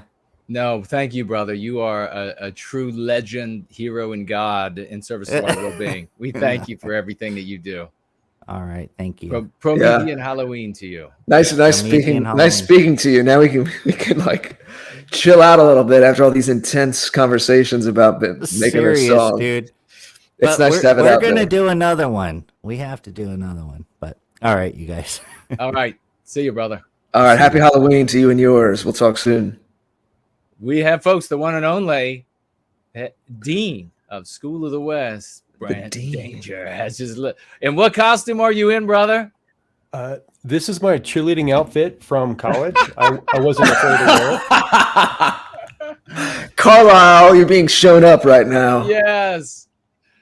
You still fit in your college. I still fit. Outfit. I'm looking good. Own it, baby. Own it. Yeah, baby. That's awesome. How are you doing tonight, brother? Doing very well, thank you. There's still a little bit of sunlight left, so after this stream, I'm going to go take the dogs out. Nice. In the desert, they haven't. Are they dogs or bears? Are they pseudo bears? Oh, they're dogs. I won't take any bears out anywhere. I learned my lesson. I saw you have a picture with one of the dogs on your site, right? Within School of the West. Yeah. Yeah. That's my coyote chasing dog. A coyote chasing dog. What breed is he? He's a German Shepherd and a Red Heeler. And he goes crazy when he sees coyotes for some reason. Totally nuts. Well, I have to wonder, I guess since you're out there in the West, that is the true pronunciation, because from where I am, they say the E, they say coyote. But I hear people out west say coyote. Right. Sometimes you don't have time to get out those 3 syllables. They'll be on you. So you have to say coyote, and it words them off. It's just something that we developed over time. You see, that's what I'm saying. I defer to you. Yeah, there he is. There's your dog. Yes. I defer to the people that have the experience with the coyotes. Right. Yeah, the dog is turning into a great dog, except when it barks indoors. It has a very loud bark, so it causes hearing damage. So I'm still working with him on that. Maybe he could record some tracks for us. He's got that great of a voice. If you want, we can work it out. ForNull set it up. Yeah. ForNull was always telling me, you're singing too loud, too much gain on the mic. So he'd have to set it all up, all the technical equipment, so your dog doesn't blow out the mic. Yeah. Well, what's your other dog? You said you have 2. Yeah. Yeah, and I got a smaller one that kind of looks like a cross between a little coyote and a red fox. And when it runs through the desert, people think that they're seeing a wild animal because I think it is part coyote. Oh, wow. Yeah, Wow, they're really? they're a bit of an odd couple. Yeah. But they're an odd couple. Like, yeah, They're an odd couple. Yeah, they're an odd couple. Yeah, the small dog beats up the big dog. So, doesn't it often go like that? Well, see, what happened was the small dog was around, and the big dog was only about this size. So psychologically, the big dog knew that it was going to be whipped by the smaller dog. That's what it got in its mind. It's like when an elephant is a baby elephant and its foot is tied up by a rope. You don't have to stick it down anymore. You just put the rope around the elephant's foot. Well, the big dog gets big, but it still remembers that it gets its butt kicked by the small dog. So it always defers to the small dog. I think there's a metaphor for us in there. Yeah. Yes. Well said. I'm not sure what it is. Jason's doing the work of cutting the rope of the bad programming, the meme pathogens. Oh, That's right. indeed. We are Always pull on that rope. Go ahead, Jason. Well, yeah, exactly. I wanted to ask about any of your Halloween experiences out where you are. What's going on Halloween where you are? I'm assuming that's where you grew up. Oh no, I'm a military brat, so I grew up all over the place. Yeah, right. you told us about that. Yeah. So I've been here for a bit, and they trick or treat during the day, during the daylight, which I think you should wait until night when it gets scary. But agreed. 100%. Everything's too dangerous now, so you can't do that. There's some other places where I grew up where we would go into either corn mazes or hay bale mazes, and those were fun because you'd have people hanging out with fake blood on them and knives and chainsaws, running after you in the maze. That's good fun. Yes. When I was a little kid, I had some trouble with some Halloween costumes because things didn't work out. When I was 4 years old, I wanted to be a pirate, and my mom made my costume for me, and people thought I was a nun. So there's lots of little pictures of me crying in this outfit that looks like a nun. That's not what a boy. That's not what a little boy wants. You want a pirate, and people think you're a nun.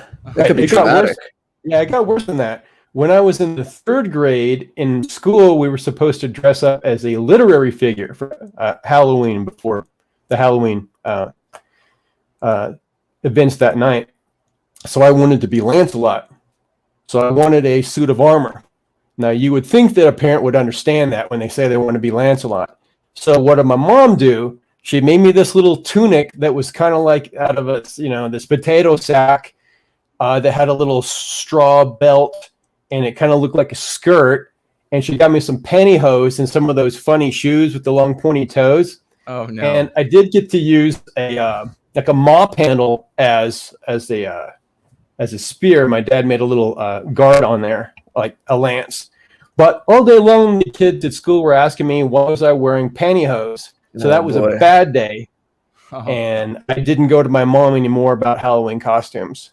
I would just go get buy the plastic ones that had the crappy little face mask that you'd put on where you couldn't breathe. So that was popular when I was a kid. Man, I'm glad you're here. I would think that maybe you have bad associations with Halloween and you'd want nothing to do with it and block it out. It's okay. It got better. Like I said, you just got to know where to curate your costumes from. And if you want someone to make a costume for you, you got to make sure that they understand what you're talking about, because their idea of what you're talking about and what you're talking about might be two separate things. Mm-hmm. Yeah. Right. You have to execute the vision correctly. Yes, the vision.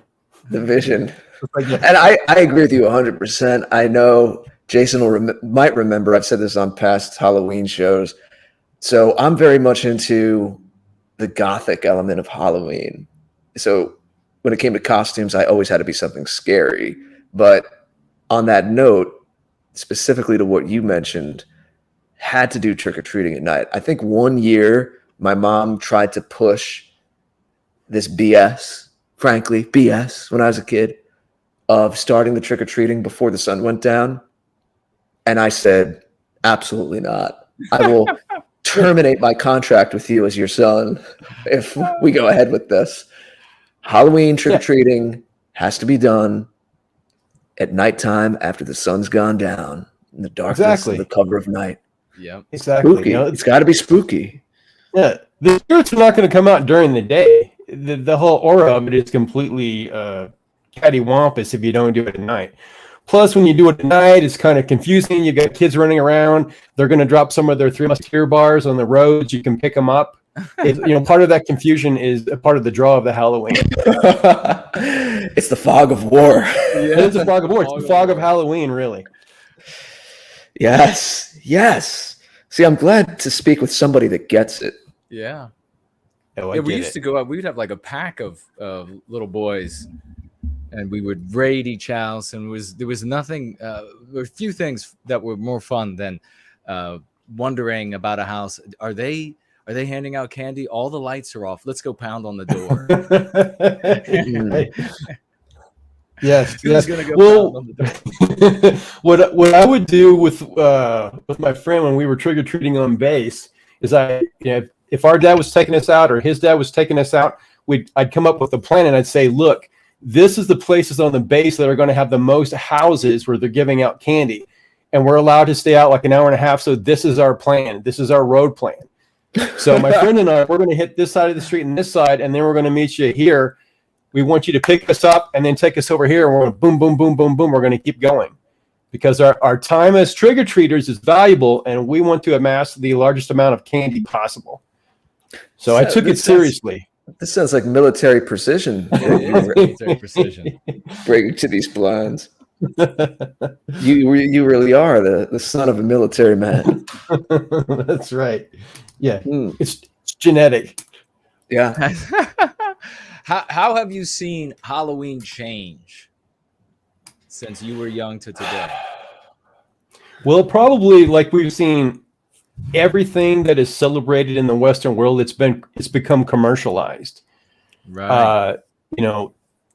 Every single way that a company can make money off of it, you're going to have lousy TV shows on the Lifetime channel, television for women. You've got lots of scary movies, and some of those are okay. You're going to have tons and tons of different types of candy that's available to children. And I was excited about that as a kid, not so excited about it now. I guess mostly the trick-or-treating during the day because everything is scary and everything is dangerous. And there has to be, almost as many adults out there as there are children. So it's like I'm watching a bunch of adults walking around in the day and a few little kids that are confused.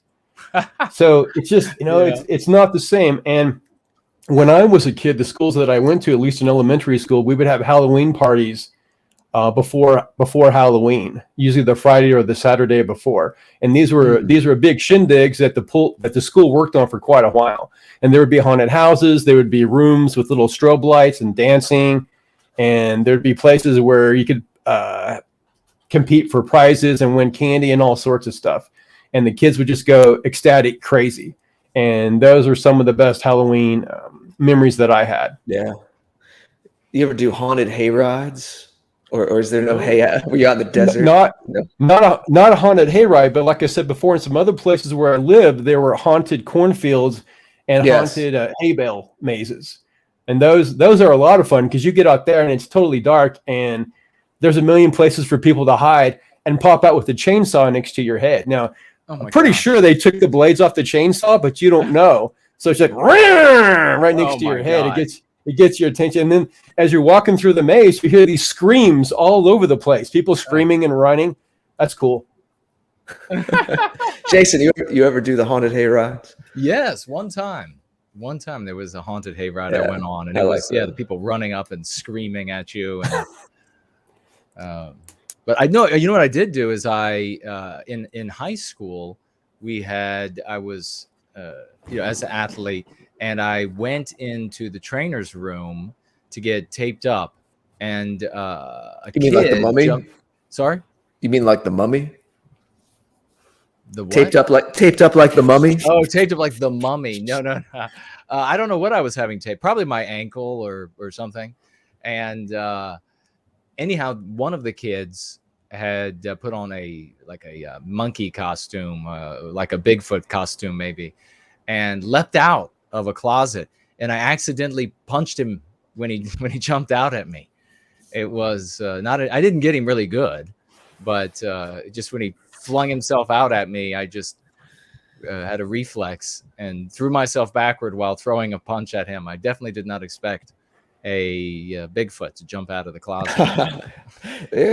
You could understand that, but it wasn't a big incident where No. like you hurt him and No. He was kerfluffle over it. I think it was more ego that was injured there because he went backwards a little bit after being hit, but that was all. But the hayride was fun. Have you done that, Jared? Oh yeah. There's a really big from where I grew up, the haunted hayrides, and just going to pumpkin patches, pumpkin picking, and all that, apple picking, all the fall activities. I'm a sucker for all of those things. Love it this time of year. My brother was actually one of the guys in like a lake area one year he worked as one of the scary guys that popped out at you. So we went and did the haunted hayride, but I knew that he was in there somewhere. Oh, cool. Masked or something, running up to people. I saw when I lived out in the Plains, Virginia, there was one of these hayfield mazes, and where the road kind of climbed tall high beside this field, and you could see when you're driving along, see down into this, and it was really complex. I was surprised that kids made it out of that place alive. I think there are still a few that are there. There might be a few. There might be bodies there. I don't know.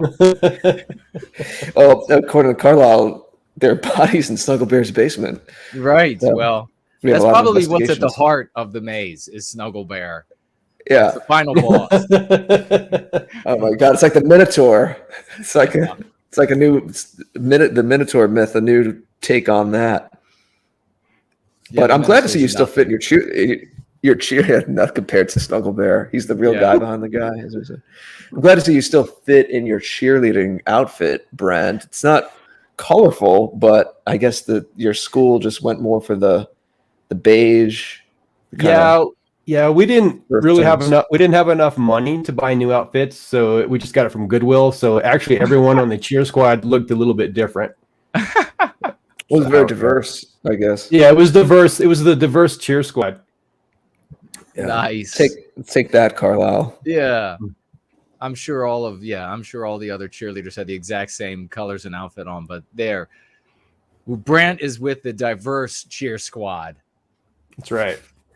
See, we talk to everybody Yep. here. We're very open-minded. Demonstrating all of his cheering techniques. Could you actually give us a cheer right now? No, I'm not going to give you a cheer right now, Jared. I thought you were going to say that. Look, I want to say this.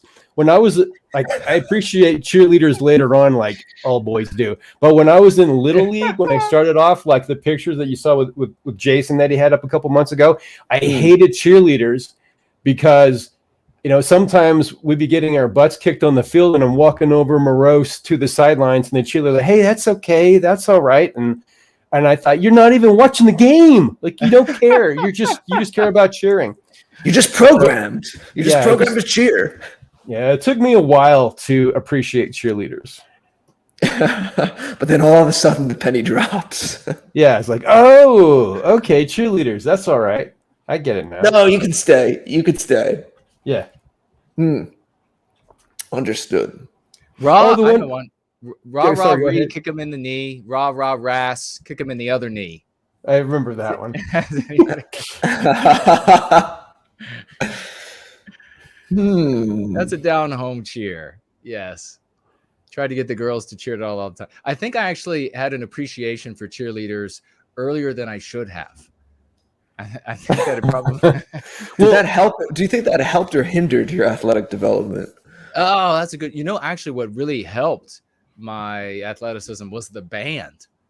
The band made the games magnificent. Yeah. I mean, it really just changed everything.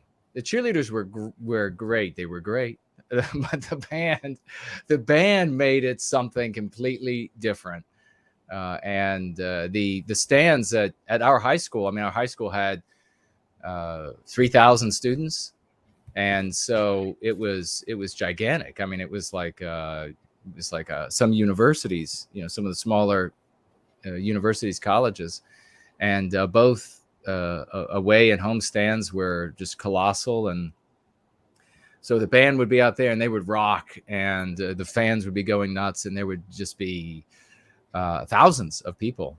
So it was something. Gets you going. I can understand that. Yeah. Yeah. To go play in front of all that. It really was. Especially when I was a sophomore and I had to, they brought me up to return kickoffs for the varsity. And the first game they did that on, it was televised. It was on TV. So I was nervous. Yeah. There were TV cameras everywhere. And oh boy. But yeah, it was the band. That made the music. The music like that, the martial sound, the music that has been brought over from military marching from hundreds of years in the past, and now has morphed a little bit into what we would call like a marching band for a high school or university football team or other teams. I think that's part of our biospirit. We react to that, and it imbues you with more energy and more courage at times. And I really noticed that strongly one time where I used to live up north. There were Scottish festivals, Scottish and Irish festivals, and there was an extremely good drum and bugle corps there, bagpipe band. And when they would perform, you could get just a few feet from them and they would march by. And the sound is so strong from a full-size pipe band that it vibrates your entire body. Yes. Yeah, and it just like drives you crazy, and you're ready to go pick up a sword and put on a kilt and start whacking people, just like you're ready to go. So you can see how that affects people if you're that close to that music and it's done really, really well. Mm-hmm. Yes, precisely. Well, brother, you have any final thoughts? We got Semiogogue has just joined us in the background. Brant Danger, ladies and gentlemen. Everybody give a big round of applause for the hard work he's doing in service to White Wellbeing. School of the West.world. Nice speaking to you again, Brant, and enjoy the rest of your weekend. Let's talk to you guys. Hope you get scared. We'll try, brother. All right. Be good. We love you. Bye-bye. All right. Bye-bye. Bye-bye. Well, that was awesome. I had no idea he was going to show up in his cheerleading costume. I think Oliver is also in his cheerleading costume from college days. There he is. I figured but there you go. I figured I should wear something for the holiday. So nice. Here I am. Yeah. Wonderful to see you, brother. How are you doing tonight? I am living and breathing, gentlemen. I am doing doing as well as can be expected in these circumstances. How about y'all? Living and breathing. It's very general, but okay. I'm glad you're continuing to breathe. That's where all the trouble starts, from what I've learned in life, is with living and breathing. So happy Halloween, gents. How's the world treating you? Magnificently. We continue to have successes. Everybody coming on is a doer who are making things happen in service to White Wellbeing, changing our world, injecting a whole new series of concepts that bring people to White Wellbeing, bring them away from anti-white ideology, Antiwhiteism. And it's just amazing. It's just amazing to see this taking place, especially since I've been in the white sympathetic sphere for almost 3 decades. And there's never been anything like that. So it really is a revolutionary thing. It's so exciting. And we're so excited to have you. I was just on Semiogogue's show, ladies and gentlemen, just the other day with Tim Murdoch. And we had a really magnificent conversation about things like strategy. Brother, did you want to share any of that with the folks? Well, I've been working on a project for some time trying to get my ducks in a row. The basic idea is, well, how shall I explain this?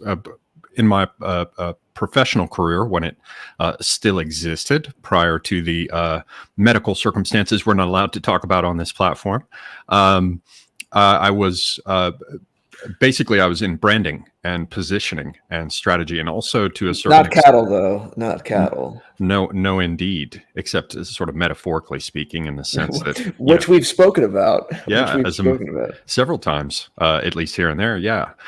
So basically what I was doing is I would help clients to figure out their brand and its position, and where they wanted to put it relative to other things, what they wanted it to communicate, and what they wanted people to do when they were exposed to that brand.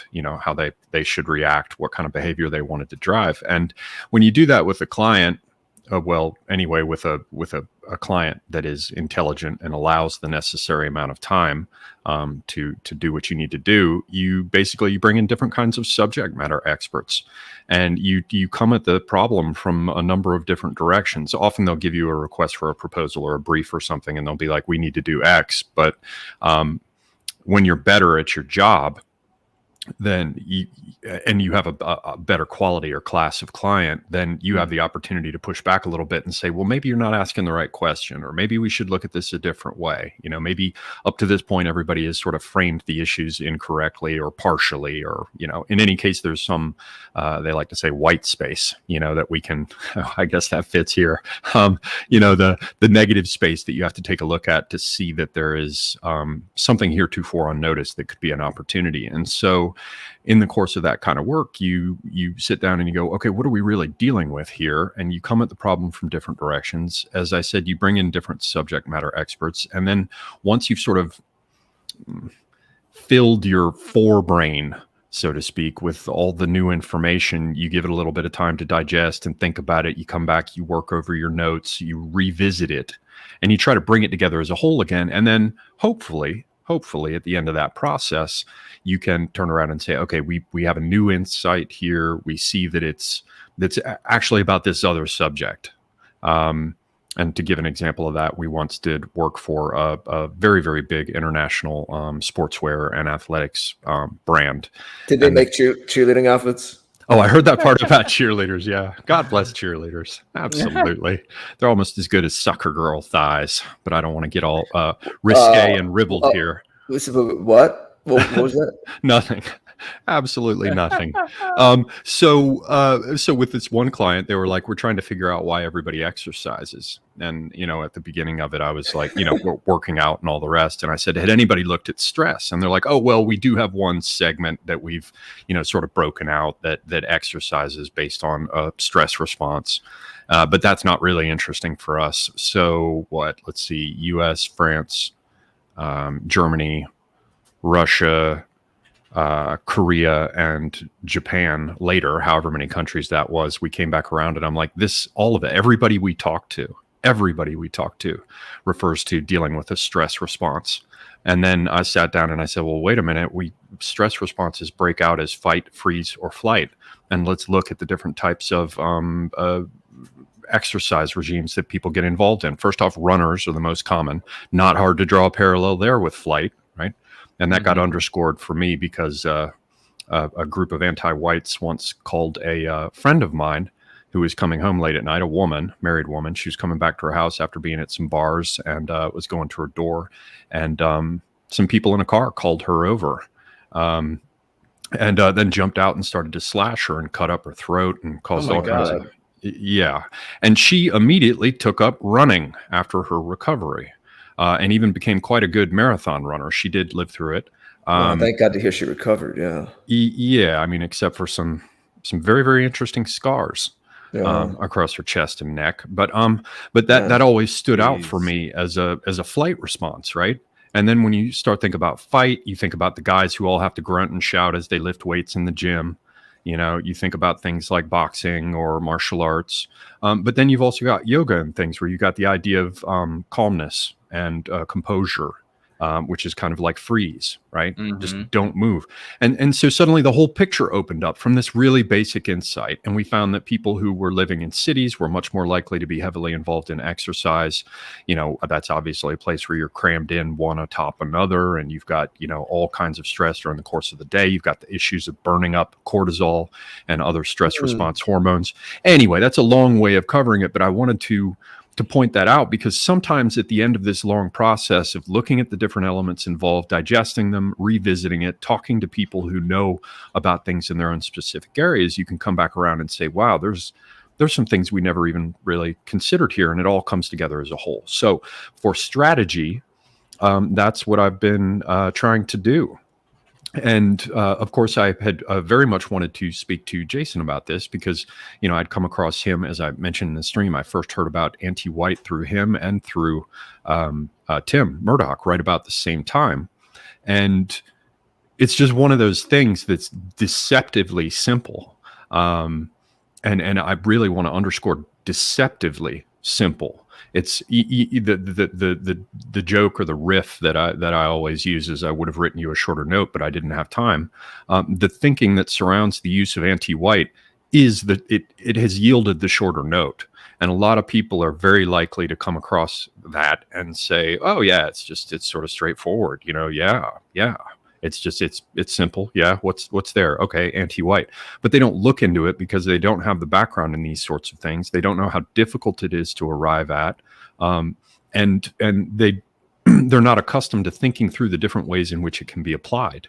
And so the many ways, when you take anti-white and you start to turn it, all the different ways that it applies, all the different ways that it short circuits their typical approach, all the different ways that it sort of inverts and flips their own dialectical inversions and flips and sort of immediately puts them on the back foot. Anyway, I'm not just here to talk about how great Jason's thinking is, but just to underscore in that respect, as regards all this stuff about anti-white and dealing with what you guys call meme pathogens. It's good stuff, and whenever you are involved in trying to put together thinking for a company, and it could be an NGO, it could be in the nonprofit sector, it could be political or government related, it could be commercial, whether that's publicly held or private, you have to talk to stakeholders. So whenever we come in and we do an interview with our client, or when we begin to undertake a project with a client, one of the first things that we do is we go around and we talk to everybody we can, from the C-suite down to people who are involved, with whatever the vertical silos are. There might be like a vice president of distribution or marketing or whatever it is, to get in there and talk to the people who have to deal with the issues daily, because they're going to be the ones that are going to be able to sketch for you the most accurate pictures, like an officer, being inserted into some battle theater. And the first thing they do is they go and talk to the NCOs that are involved there, because they're going to know what's going on. And that's not to say that Jason is an NCO or an officer or anything like that. It's just a metaphor. But that's what made me want to speak to you and to Tim, because you guys have been working in this space for quite some time. You've seen the real world kind of issues that you confront. You have an idea of what's necessary. You also have an idea of things that have been tried in the past that haven't worked. And I guess I'm getting a little bit long-winded here, but that by way of background for why I wanted to speak to Jason so much, and to Tim, and to just kind of figure out what the state of the knowledge is at present, what the best practices are. And I hope to take the things, the several important things that I picked up in talking to you guys, roll them back into the process that I'm engaged in. It's going to take a while, because I'm still in the phase of trying to figure out, how many different angles you can come at this from. I had Josh Neal on because he has some familiarity with psychology, and we were looking at the idea of trying to confront something, confront a person about a thing that they're in denial about, because that's sort of the mental framework you have to approach when you're going after confronting all the anti-white issues, because a lot of people have sort of bought into it unconsciously. And so you have to deal with this sense of denial. So that's a dimension of how you present your ideas. Another one is, what's the background strategy within which all the issues of communication strategy fit? Because your communication strategy is a critical, if not the critical component of your overarching strategy. So if you want to know what your communication strategy is going to be or should be, you need to know what you're aiming to do overall. Only when you're involved in real work with clients that are dealing with things where they've got a 3 to 5 year window for their planning or whatever. Do you? And you were paid for results. I don't want to cut you off, but I want to just underscore that for anyone listening. Yeah. People don't pay someone like Oliver in branding just to just say whatever he wants off the top of his head. They pay professionals like Oliver to get results, so that so that they grow their customer base, so that they're more effective in their communications, and they grow their product, their service, whatever they're doing.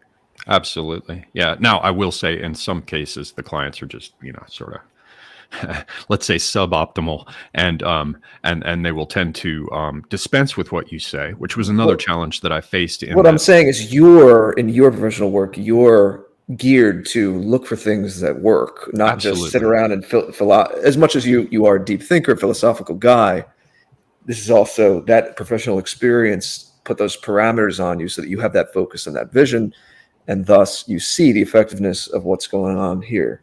Absolutely. Yeah. And I got around the problem where they want to dismiss you. In order to deal with that, we simply, because I came from the realm of design, and when you design something, somebody looks at the design and they say, okay, that's great. You're a professional designer. We hired you. We paid you. And then they take the design you gave them home because they're going to think about it over the weekend, and they show it to their grandma, and their grandma is like, I don't like the color red, so don't use it. And they're like, we can't use red. So we decided to get around that whole aspect of, it's just arbitrary. Why should it's like looking at a piece of art. One guy says, I like it, and the other guy says, I don't like it. And they're like, well, why should we go with what you say is good? Because I don't like it. And it's a horrible bog that you can be stuck in, sinking if you don't get around it. So the way we got around it is we did field research. So then we came back, and I'm not talking about like focus groups. We would go talk to the people they want to reach, and we'd deal with them with half-day interviews, with a 2-hour discussion in their own home. And you can kind of, you can call, excuse my language, but bullshit, because it's the only really word for it. You can call bullshit on them when they're claiming to do one thing. Like they talk about how they love to sit down with their families to eat meals. And you can look around and be like, well, you don't have a dining room, man. So, or in another case, you'll look and you'll see that they actually do have a little like multi-piece sculpture of the Last Supper with little figures that sit around it. And you can go, oh, they're not lying. They really do. Anyway, so we figured that out, and we could go back to them and say, your clients, your target audience, your customers, they want this, they like this. And then we got over that problem. Anyway, so with the business of the communication strategy, I hope to talk to a number of other people about it, and get the pieces all together and continue to speak to stakeholders. You've got sort of like thought leader stakeholders, which would be somebody like Jason. He's a thought leader, so he's set forth his program, and he's tested it, he's applied it, he's refined it, but he's also a stakeholder. He's a person who is interested in where this goes, and has a vested interest in all of it, both as a Westman, as you would say, but also as someone who's been working hard on this for quite some time. So I hope to get in other thought leaders, other people who've been involved, refine this over time. All the episodes are up. I think we're up to 6 now with this latest that I did. Yes. What's the name of that series you're doing again? Strategy series. Yeah. And again, it's just focused on communication strategy because that's what I know how to do. And it's going to take some time, but I hope at the end of the day that what do they say? That the game will be worth the candle. From back in the days when they had to play cards by candlelight, they're like, I didn't win enough at this table to pay for the tapers, I used. So it's that kind of thing. Yeah. And it was a great pleasure to talk to Jason on that, and Tim as well. Yeah. You told me in the past, this is probably related to the fact that you're writing this into a book as well. Is this related to the book you're writing? It will be to some extent, insofar as what I'm going to be doing with the book is going to inform my strategy thinking. And it's also part of larger overarching strategy. But now, see, you're just gonna make me talk, boy. We could just go back to favorite Halloween memories, cheerleaders, Snuggle, the bear from Snuggle Bear being secretly evil and hiding bodies in his basement. Right. Or we could do this high level stuff, whatever you want. Just choose your own adventure. Well, I'll lay out just very briefly the idea on the book is that everything's about arbitrariness. And I think I've mentioned this to you guys before, probably more than once. But everywhere you go, they're playing games with language where it's all arbitrary. Like, there's the N word that you're not supposed to say. But you can say Negro, which comes from the same Latin roots going back to black, right? And then you're not supposed to say Negro, you're supposed to say black, right? And then they decide that you can't say black, you have to say, or I'm sorry, it was from Negro to colored person, which is now unacceptable. And then it becomes black, which just means what Negro meant and the rest. And then you arrive at the end of the day at saying people of color because you're not supposed to. It's just endlessly just changing what you're allowed to say and how you're allowed to say it. And it's all always predicated on the idea of arbitrariness. And it's that the word doesn't matter because words are always arbitrary. And we know this. The example I always use is that, you can say arbor in Latin means tree, and ağaç in Turkish means tree. And in English, we say tree. And obviously, those are totally different words, which means there's no, it's arbitrary. You can just pick whatever word you want. I mean, and so there's this fundamental idea that speech is arbitrary. And so by extension, meaning itself becomes arbitrary. And that's where you get the Scrabble babble, the sort of rearrangers of letters. They arrive and they're like, let's just continuously play games with the language because it's all arbitrary anyway. And just sort of remake it at will in order to achieve whatever results we want. Like in the case of the anti-white stuff with how you're allowed to talk about other minority groups, it doesn't matter what the terms are that they're trying to get you to say at any given time. What's important is that you're constantly wondering if you're saying the right thing. You constantly have your shoelaces tied together. You're tripping over yourself. You're on your back foot. You're afraid. You're afraid of offending. You're afraid of even opening your mouth. And half the time you won't because you don't want the trouble. And so that's by design. Absolutely. And it fundamentally, it ends up, it's a weapon, and it's weaponized arbitrariness. I mean, take a look at the idea of transhumanism, or the idea that there's no such thing as a biospirit or anything genetic that inheres within a group. Take a look at the idea that you can take these people and move them over there and those people and move them over here. And it doesn't matter because it's all arbitrary and interchangeable. So that's a fundamental thing, and it's at the heart of postmodernism. It's at the heart of thinkers like Gramsci and the Frankfurt School that came after him. It's at the heart of all of the thinking used by the anti-whites so effectively to cause us problems. And so you're going for the heart of that hydra in what you've explained to me. We've had conversations about signs and how everything in nature, if you want to go back and listen to the show, I don't really think it's happening anymore. We're on a hiatus, but the series I did, we always said it was going to be a series. We didn't know how long it's late night somewhere. No, me and John Bruce Leonard with that's right. With Learning in Public. Oliver was on back in January, and he brought us through. It was the first show of this year. And he brought us through how, contrary to what we're told right now in this milieu, actually everything is significant, which is what I've always been tuned into and resonated with me even when I was a kid. And you were explaining to us, look, the way animals urinate on a tree, but then why does a dog sniff that is trying to tell how recently it's been there, and if the animal's bigger than it, and signs and markings and maps and even human language are all extensions of that kind of everything has significance. It is a 180 in many respects to the worldview that is propagated right now, that is making everything kind of fall to pieces. And we have these brilliant men here like Oliver who are working to turn this around. And isn't this exciting, guys? Isn't this where you want, this is what's going to take us into whatever's next in our culture. As much as we're in a bottleneck and we're in a strange time right now, we need to have forward-thinking people who are taking it apart and having the vision to offer something. I was about to say new, but really it's not new. It's more of what's always there. It's just what's true and what's right, the natural order that someone who Yizz mentioned that at the beginning of the show. Right on, Yizz.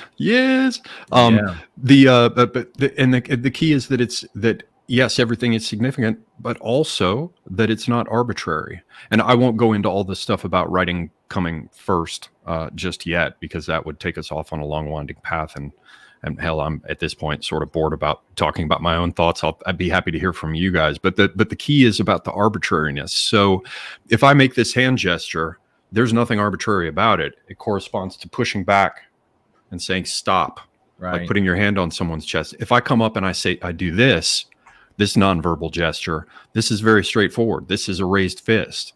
It means that violence might be in the offing, So Similarly, just the short version is that with animal tracks, if a dog is patrolling a particular area and peeing on fire hydrants and trees and the rest, they're going to be fresh scent signatures. They're going to be distributed along the route it physically patrols. And so it's not arbitrary. It can't be swapped out. It corresponds directly to a commitment in space to capturing and indicating ownership of territory. Mm-hmm. Or take a look at graffiti tags, where the guys are, in urban environments are putting their tags up. They don't want to make them legible. They want them to be so complex that nobody knows how to read them. So it makes them harder to be counterfeited. And if they don't patrol their little graffiti route regularly, just like a dog peeing on fire hydrants, then other people are going to come on and mark on top with fresher, cleaner, new marks, indicating that that's their domain. And those marks are the things that go on our flags. They go on our heraldry. They go on our border stones. They go on the lintels of our houses. And so you could see how those marks, last part, Jared, you could see how those marks are tied to a commitment to a place, to a bloodline, to a lineage, to territorial claims. And so that non-arbitrary layer of our history sits underneath all the arbitrariness of speech, because even animals who don't speak mark their territory in this way. So I'm saying there's something deeper, as Jared was just talking about, something older, and that's uniform and everywhere. And I think it can be carried into the heart of the beast. It can be carried into the heart.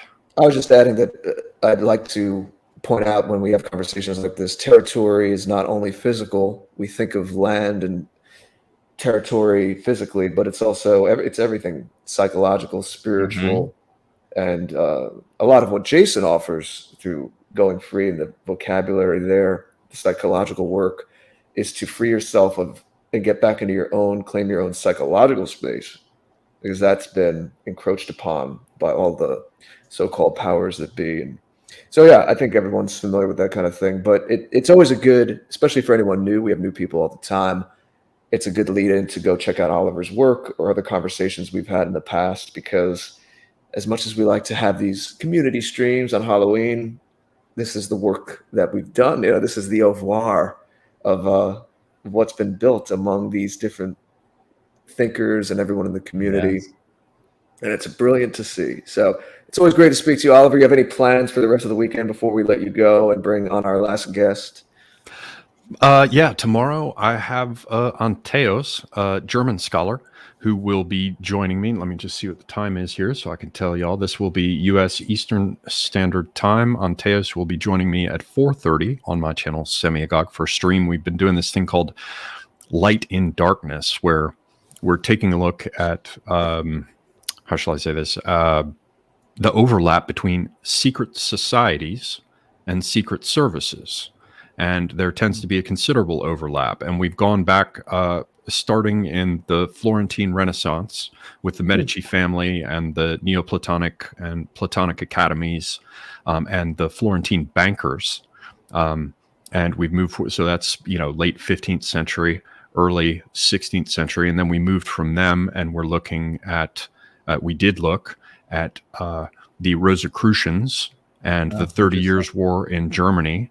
Again, a secret society, again, political upheaval, and also, again, any number of bankers. And then we moved from that to the actual Illuminati, the 18th century German secret societies. And Anteos is just doing really brilliant work. And tomorrow, we're going to be continuing that series. He's going to be talking about the French Revolution and the Masonic orders. And we hope to continue it up at least as far as World War II, where we have figures like Aleister Crowley, who's involved with any number of his little secret groups. But there's been some books published recently that showed pretty convincingly that he worked for British intelligence. So wherever you see the sort of what they call woo-woo, occult stuff that's a secret society, you often have it tied to secret financing and funding and social upheaval and change and secret services. So yeah, that'll be tomorrow at 4:30 p.m.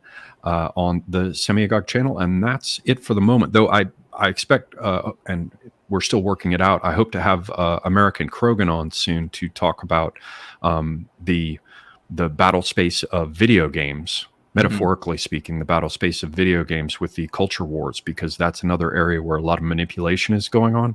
And there's all that room for immersion and conditioning. And most of us who aren't big into wasting our time with gaming, because we have a lot more important work to do, we're not aware of how many young people are being subjected to just endless anti-white conditioning in that space. So I haven't scheduled that yet, but hopefully it'll come up soon. That's important. Well that's said, important to do. I know. Well, brother, it was great having you on. Pleasure as always, gentlemen. Absolutely. As always. Yeah, Oliver. Well, thank you for everything you do. It's always great to speak to you, and we will speak soon. All right. Sounds good, guys. Happy Halloween, brother. Happy Halloween. Yes, all the indeed. best. Bye-bye. Well, Elaine, if you can hear my voice, you can call now. Place the call, and we are ready for you, dear sister. And just so anyone knows, if I have something to say to Elaine, I'll have to convey it to Jason, because when we do this, when she calls in, she can hear Jason, but not me. Yeah, although we'll try. This is a bit different because it's not Skype. I think what she said when she was on with us last time, though, she did it the same way that she's doing it right now. Yes.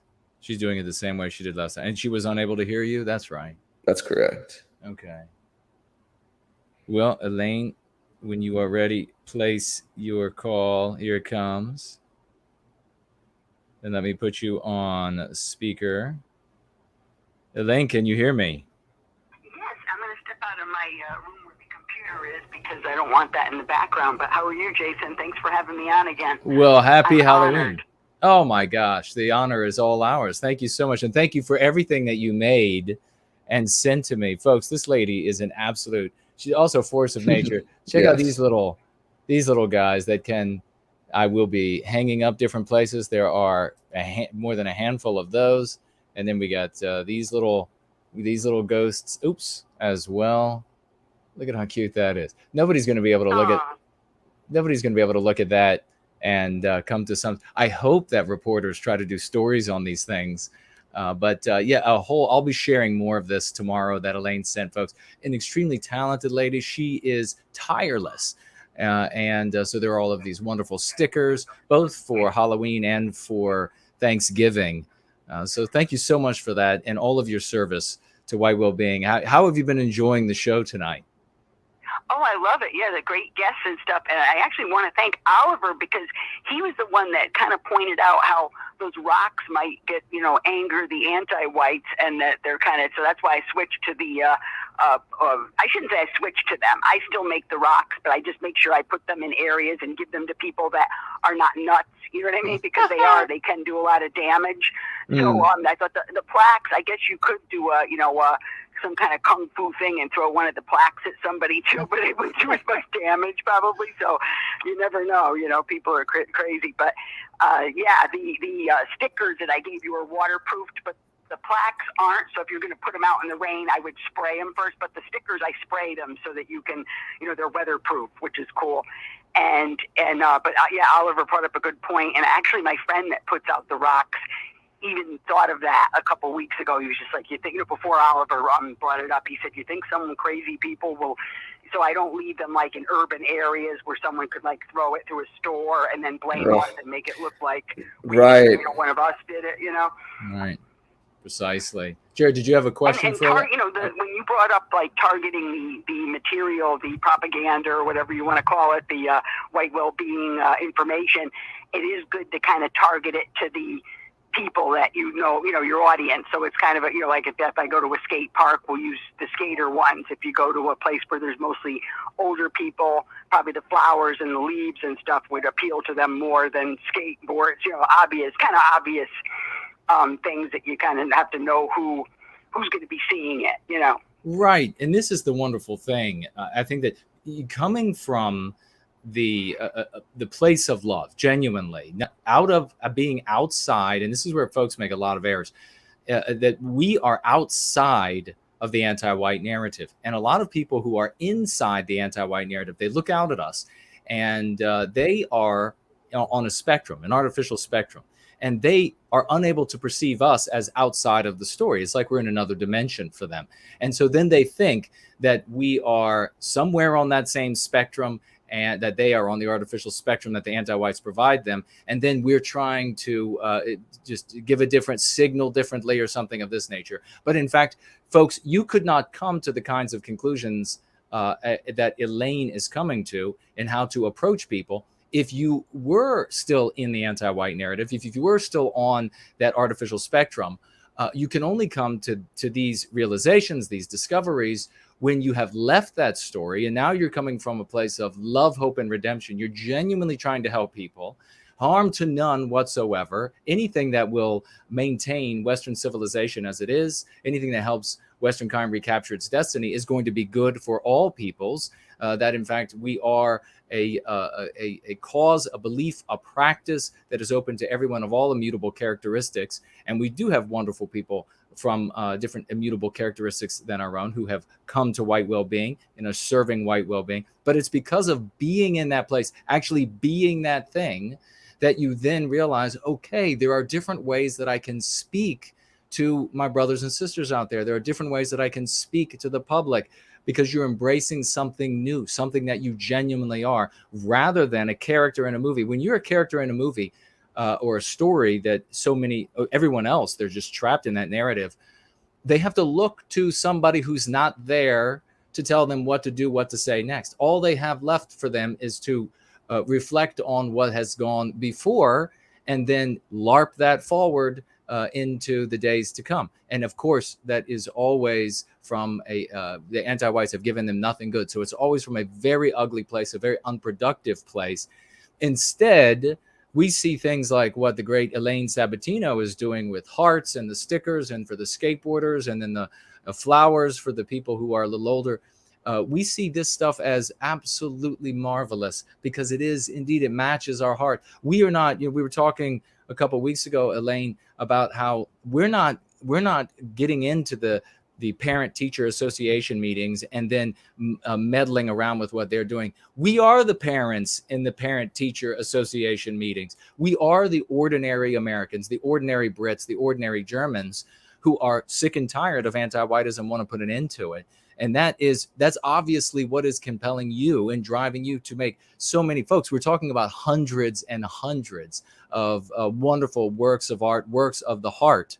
Elaine, do you have anything that you'd like to say that you'd like folks to know in your efforts in service to white well-being? Well, when I approach people, I do sometimes bring up mean pathogens. Like, for instance, a woman was complaining in the bathroom. I walked down by the beach, and I was in the bathroom, and this couple, not a couple, actually, it was just a mother and daughter, and she was complaining about the mask thing, and she said, well, these non-white people approached her and started, like, harassing her that she wasn't wearing a mask. And I said, wow, I said, that's kind of, and so then I brought up mean pathogens, how, like things like she had a little girl, she was probably around 7 or 8. And I said, yeah, what do you think of this? Like, they're trying to tell, she says, they call my husband's white, they call him all these names, and they say he's racist and blah, blah, blah. She said, it's just terrible. So, and then like that mean pathogen xenophobia is a great one to bring up with young mothers, or, older mothers too, because think about it. How old is your kid get to be before you tell them, oh, don't be afraid of strangers, get in the car with the nice refugee man? I mean, This is where we're at now. It's like, really? Xenophobia, I mean, that's just normal to be afraid of people who are unlike yourself. That's just normal. I mean, sorry, that's not, so that is and that really hits home with mothers. It's like, yeah, right. Like, why would I tell my kid not to be afraid of strangers? That's idiotic, and it's dangerous. It's extremely dangerous. So you find, like, if they mention a mean pathogen, you can kind of play on that and say, well, that's what they're using to weapon. It's part of the psychological warfare on our people. Yeah, and absolutely, and that sort of thing. You're being responsible when you are teaching our children, your children, your nieces and nephews, your grandchildren. You're being responsible when you teach them to be wary of the stranger, as has always been the case. And responsibility is a virtue when it protects the innocent. That's one of our longest standing meme curatives. And so it's great. It's magnificent work that you're doing, but you do have a lot of fun as well, because these are really whimsical little the ghosts and the little plaques. I'll be sharing more of them tomorrow and probably the subsequent Sunday as well. Oh yeah, absolutely. thank you. Because yeah, you have Thanksgiving ones as well. So we'll be sharing all of these in the weeks to come. But what are you doing? Let me ask you before we get off the phone. I want to make sure I ask, what are you doing for Halloween, or what are you doing tonight to celebrate, or are you going to be passing out candy? Do kids come to where you live? Not where I live. We don't get any trick or treaters because I live up in a rural area, so we've never had anybody come to our house. But I used to go downtown, and now it's just gotten really crazy with anti-whites. It really is just, it's kind of too dangerous to go down there, and it's just a lot of degenerates and just really. I used to have fun there, but then as I woke up to anti-whiteism, I kind of stay away from that stuff now. So I think I'm just gonna probably, have fun with some friends tomorrow. Tomorrow I think I'm actually either before or after going free. My friend Al and I, who does the activism, we were thinking about putting out some of those ghosts and things tomorrow. So maybe we could do it in the evening when it gets dark. And then when I'm with him, it'll be safer, and we don't have to go downtown. We can go to, more suburban neighborhoods and see the little kids trick-or-treating. So I have tentative plans to do that. So hopefully we could get some more of this stuff out before Halloween is over, Yeah. And sticking with the 5 key concepts, I'm telling you, the anti-white, anti-whiteism, white erasure, these are great. It's just, you can't go wrong with them because they don't insult other people. It's just, it shows what they're doing to us. It doesn't have anything to do with, the immutable characteristics of the anti-white person. It's just they're anti-white, and that's all you need to know. Yeah, precisely. And the thing that's so, first of all, I just want to point out to folks that Elaine and her friend, when they're going out to tell people that the victimization of Western kind, to put out these little stickers and the like that she makes and she paints, it's beautiful. She has to be wary. They are afraid of being physically attacked. They have to be afraid of, concerned about the law coming after them.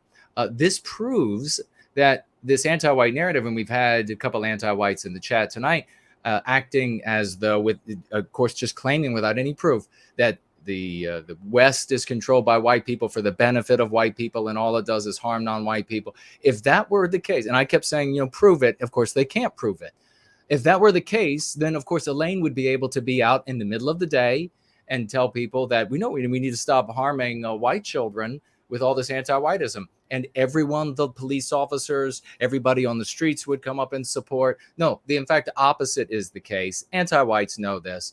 And so the question for those anti-whites who showed up in the live chat is, why are you so anti-white? Why do you want to victimize white children? We have lovely people here like Elaine. You're lying when you would say, you don't have to. In fact, you should go up to the stranger if the stranger happens to be a border crosser who is anti-white and non-white. But if it's a white person, no, then you should be afraid, especially a white male. Then you should, that's what you would say because you're anti-white. Elaine and these people here are wonderful folks, and so this is the reality. And I'm so happy to be in a community of people who have such deep and big hearts that can persist with love in the face of a victimizer that has the ability to tell the entire world that our love is hate. So God bless you, sister. You are amazing. Everybody knows it. Everybody celebrates you. What are your final thoughts before we let you go on this night before Halloween? The business cards are great. And my final thoughts would be, sometime I'd like to chat with you over the phone. Okay. And maybe we could even come up with a little script that we can say, because I only have a few minutes or even a few seconds sometimes when I hand out cards, or those business cards are great.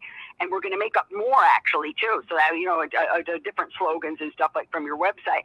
And, Art Acrobats came up with that, with the, Statue of Liberty, and it's just a great design.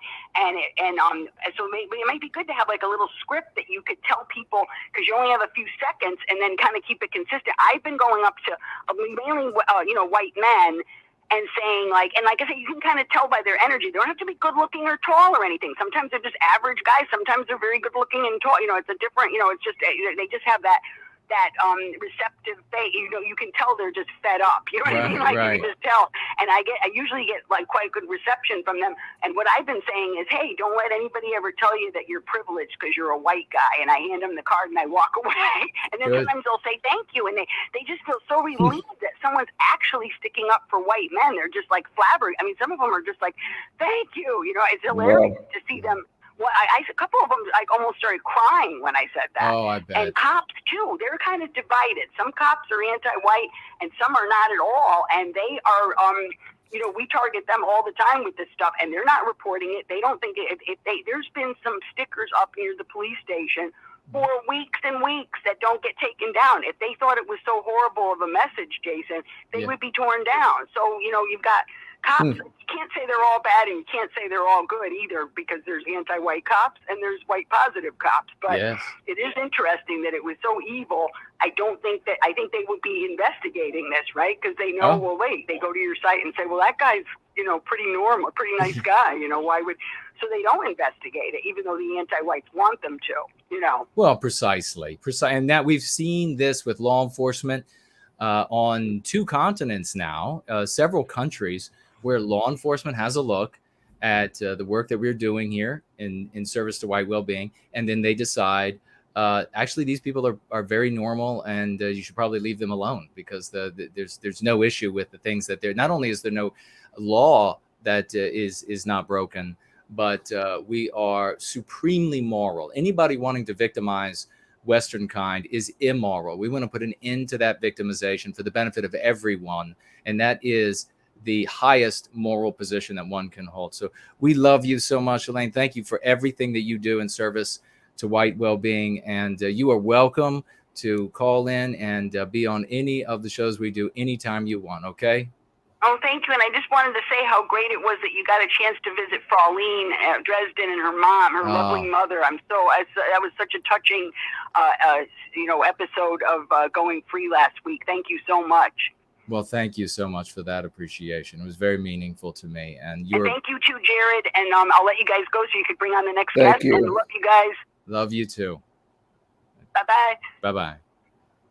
Well, the great Elaine Sabatino there, Jared. Any thoughts on what she was saying? No, it was just a roundup of some of the things she's told us about, but it just goes to show that there's all kinds of things people can do. You know, following what Oliver was talking about, you see that there's different types of personalities and different types of interests, and everyone can kind of plug into what their strengths are, what they want to do, how they feel they can move the needle and affect other people's lives, what they're called to. You know, she is a very on the street activist, talking to people face to face kind of thing that she does. Yeah. And there's such a need for all of it, but it always just leaves me grateful that there are all these people doing all of the different modalities of how they can affect change in a positive way. Oh, I completely agree. We really are, from the start of this TAP episode all the way to the end. I mean, the theme that we see in service to white well-being is people who love and people who act on that love. Self-starters, bright people, industrious people, courageous people, intelligent people who decide they're going to learn skills or take skills they already have, and they're going to put them to the service of white well-being with the tools that have demonstrated efficacy in service to the recapture of our destiny. It is really a wonderful thing to be able to work with so many wonderful people in a productive way, not just, as I say, almost 3 decades now. Oliver was talking about the concept anti-white. When I thought I created it back in '94, anti-white and Antiwhiteism, and started using it back then, there was inside the white sympathetic sphere nothing but pushback. People outside, when I would use it on them, their eyes would light up. They would immediately get it. They could apply it. They would apply it. It was magnificent. Then we got up to, what was it, like 2009 or so, and Whitaker started the campaign about what is it? Anti-racism is just a code word for anti-white, and he had essentially Tim and like this small group, and the rest of the white sympathetic sphere absolutely saying no, pushing back on it. So they got to experience the exact same, so that people could see the phenomenon of this pushback on identifying the anti-whites as anti-white, as their ideology, as anti-whiteism wasn't something that I just pulled out of the air. Whitaker and his entire team, when they had their campaign back 2009, I guess it was, roughly the exact same thing. It ended up with nothing but this big pushback. And then after it was over, after their campaign was rolled out and did its thing, then you just saw the usage of it, even within that little sphere. I guess they probably didn't stop using anti-white, but they became less, maybe less loud, if you will. And the people stopped purchasing. Like there was the great champion, I won't say who it was, who had gotten the big box truck, and there was and had put that slogan on the side of it, drove it around all day. And for a time, people were doing that in a big way. And then when they quit, then it was back to status quo for the rest of the white sympathetic sphere, which is how do we hold like the biggest conference, and how do we talk more like some other group from history, and how do we imitate some other antagonist in the anti-white narrative instead of these sort of productive things. So I really want to convey to people who are here and those who are thinking about participating that we are nothing like any of that. We have there is no connection to any of that inactivity, that inefficacy. We are indeed you. We are ordinary Americans, ordinary Germans, ordinary Italians, ordinary Poles, ordinary Russians, ordinary Australians. The great Raymond Foster, I just looked over and saw that champion in the live chat right now doing magnificent things down under in Australia. We are the ordinary Westmen, man, woman, and child. And we have decided enough is enough. And when it comes to the victimization of our people, and we're joined by people of different immutable characteristics who, for one of two reasons or both of them together, they see that it is supremely immoral to victimize a people on the basis of their immutable characteristic, on the basis of their biosphere, to tell white children that they're evil, and it's inherent, and that their people make an inherently evil system. And so the only way they can be valuable or good is to destroy that which they are, something they can never escape. They know that that's evil. Then you have others out there who realize that, wait, if Western civilization dies, I lose all of those rights and freedoms and liberties and opportunity to get ahead, etc. They lose all of that, which they came to the United States, or which born into the United States, that or other Western countries that they love and they don't want to have to live without. And so they too are coming to service of white well-being, to put an end of anti-whiteism across the West. So nothing but wonderful people, people who are galvanized, and people who are focused on, as Brant was saying, you got and Oliver was saying, got an objective, and it's a noble objective. So noble solutions come to mind, and you're able to work on them then. You're able to move forward with them then. We have some financial gifts that I want to share with everybody, and you, Jared. The great Quebec has stepped up over on Cash App and financially gifted $10 on this Halloween special. Thank you so much, good brother. Thank you. A great champion. Quebec has been with us in this community for a very long time. And I'll swivel around over here and we'll look at entropy really quickly. And we have the great Irish Ice financially gifting $5. Another hero. He writes, hey guys, I really think it's time to have serious discussion about how the mere presence of anti-white non-whites in our environment makes us sick with white guilt, and how pretending we can make any level of multiracialism work is causing further white noir. Well, certainly the point you're making there, brother, is that as long as the anti-white narrative is in place and white people are white guilted with all of these mean pathogens that that white people have endlessly aggrieved non-white people, that they endlessly owe non-white people, then yeah, the presence of non-white people. So in reality, it makes any sort of normal relationship very difficult between the white race and people of other races, non-white races. So you're absolutely right about that. When we get rid of the mean pathogens in us, we get rid of the white guilting and the white guilt that we feel, and it'll be a lot easier to have normal relationships with non-white people. That's a great point. And we have JK160 Thank you so much, good brother, financially gifting $10. And he writes, every Halloween, I like to listen to the War of the Worlds radio broadcast and listen to your reading of The Raven. Happy Halloween. Well, I appreciate that. Thank you so much. Yeah, folks, if you didn't know, The Raven should be up #1 on my YouTube channel. And if you haven't listened to me read it before, you can find it there. Should be right at the very top. Have a listen if you get an opportunity. Maybe make it a family tradition. Save it if you'd like. Mr. George, any thoughts? And what character are you now dressed as on the magnificent Halloween special that we had tonight, or anything that was said over the course of the night or with these financial gifts? Oh, I'm a little green Martian. It's like the old 1950s version nice. of that you'd see in cartoons and things. That is funny about War of the Worlds. I remember learning about that when I was a kid, that Orson Welles did that, and then a lot of people thought it was actually happening, and I was always I was very amused and fascinated by that. I remember learning about it at a very young age. I was probably no older than 10, maybe younger, but it was funny.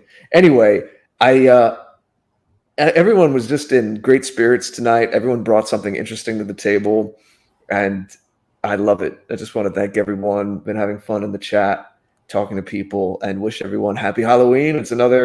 I love this time of year. I love every season, but there's something about those last 3 months of the year. We're in the holidays now as the year winds down, and yet there's usually a lot going on, a lot of work to do, and a little more socializing.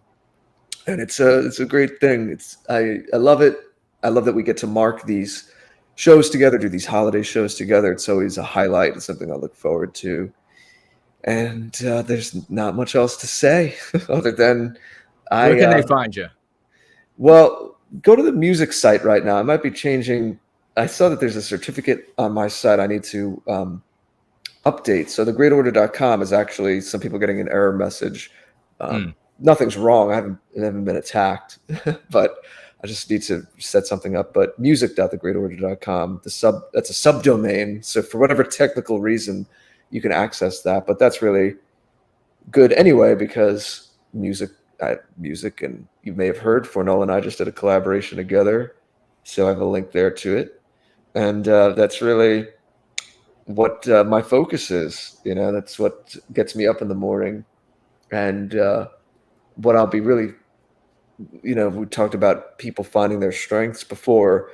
As much as people think of me from the past as like doing videos and doing streams, it was the way I knew how to show up when I started, and I have an interest in communicating. But really, it doesn't come as naturally to me sometimes as people may think, and I do think in more nonlinear terms, and I'm a creative when it comes down to it. So that's really what I want to be doing, is writing, recording, and performing music. And I'm trying to learn a lot more about how to do that and how people do that online and perform. Eventually there'll be some more equipment to be able to perform, do live stream performances. There's just so many things, but that's what I'm doing. That's what I'm doing in the background. Well, and your work is magnificent, brother. The new song that you and ForNull did, everything that you do in service to White Wellbeing, it has been my honor to be able to serve White Wellbeing with you. And folks have probably heard that the way Jared and I found each other is we were both kneeling at the feet of the Spirit of the West. And we just looked to our sides, and there we were. So that's how we came together. And it's that service that will continue to unite us and all of you wonderful people out there who serve White Wellbeing, all the way from here to the insertion of our names in the storybooks and the songs that our descendants will write. That this race, this deracinated race made into a people once again, will sing and read to their children, and will probably dress up in the future for Halloween as Jared George or Jason Köhne in the future, or Brant Danger, or whoever who ends up in service to White Wellbeing, making magnificent things happen in the world. I want to thank everybody who financially gifted tonight. Thank you so very much for that. It is very important to us, and it means a lot because regrettably, it is the liquid, it's the oil, it is the petrol that makes the engine turn in modern civilization. I want to thank everybody who participated in the live chat tonight. So many wonderful folks. And so thank you for being here. I want to thank the wallflowers too, the people and as well who are not just live, but who watch in replay. Thank you for watching in replay. And please share this with all of your friends and family in your circles so that they can see, hey, these folks are just like us. They just want to put an end to that victimization that everyone has become aware of now across the West at this point. A big thank you to Naderific and Nathaniel and the great Roy Danton, who has joined us a little late here for the moderation, and Ray, I think, was also with us over the course of the night moderating. Thank you very much for protecting the channel and the work that we do. This is our house, and we don't let anybody come in and tell us how we're going to talk, how we're going to act, what we're going to think about the world. We are very different. And for that, we can be very grateful, very different from those who have gone before. And a big Promethean Halloween to all of you. Please, if you're going to go out tomorrow night, be safe. Watch your children closely, especially you get people out there driving. They've had something to drink. It's dark outside. Maybe the headlights are not very bright. They're not being smart.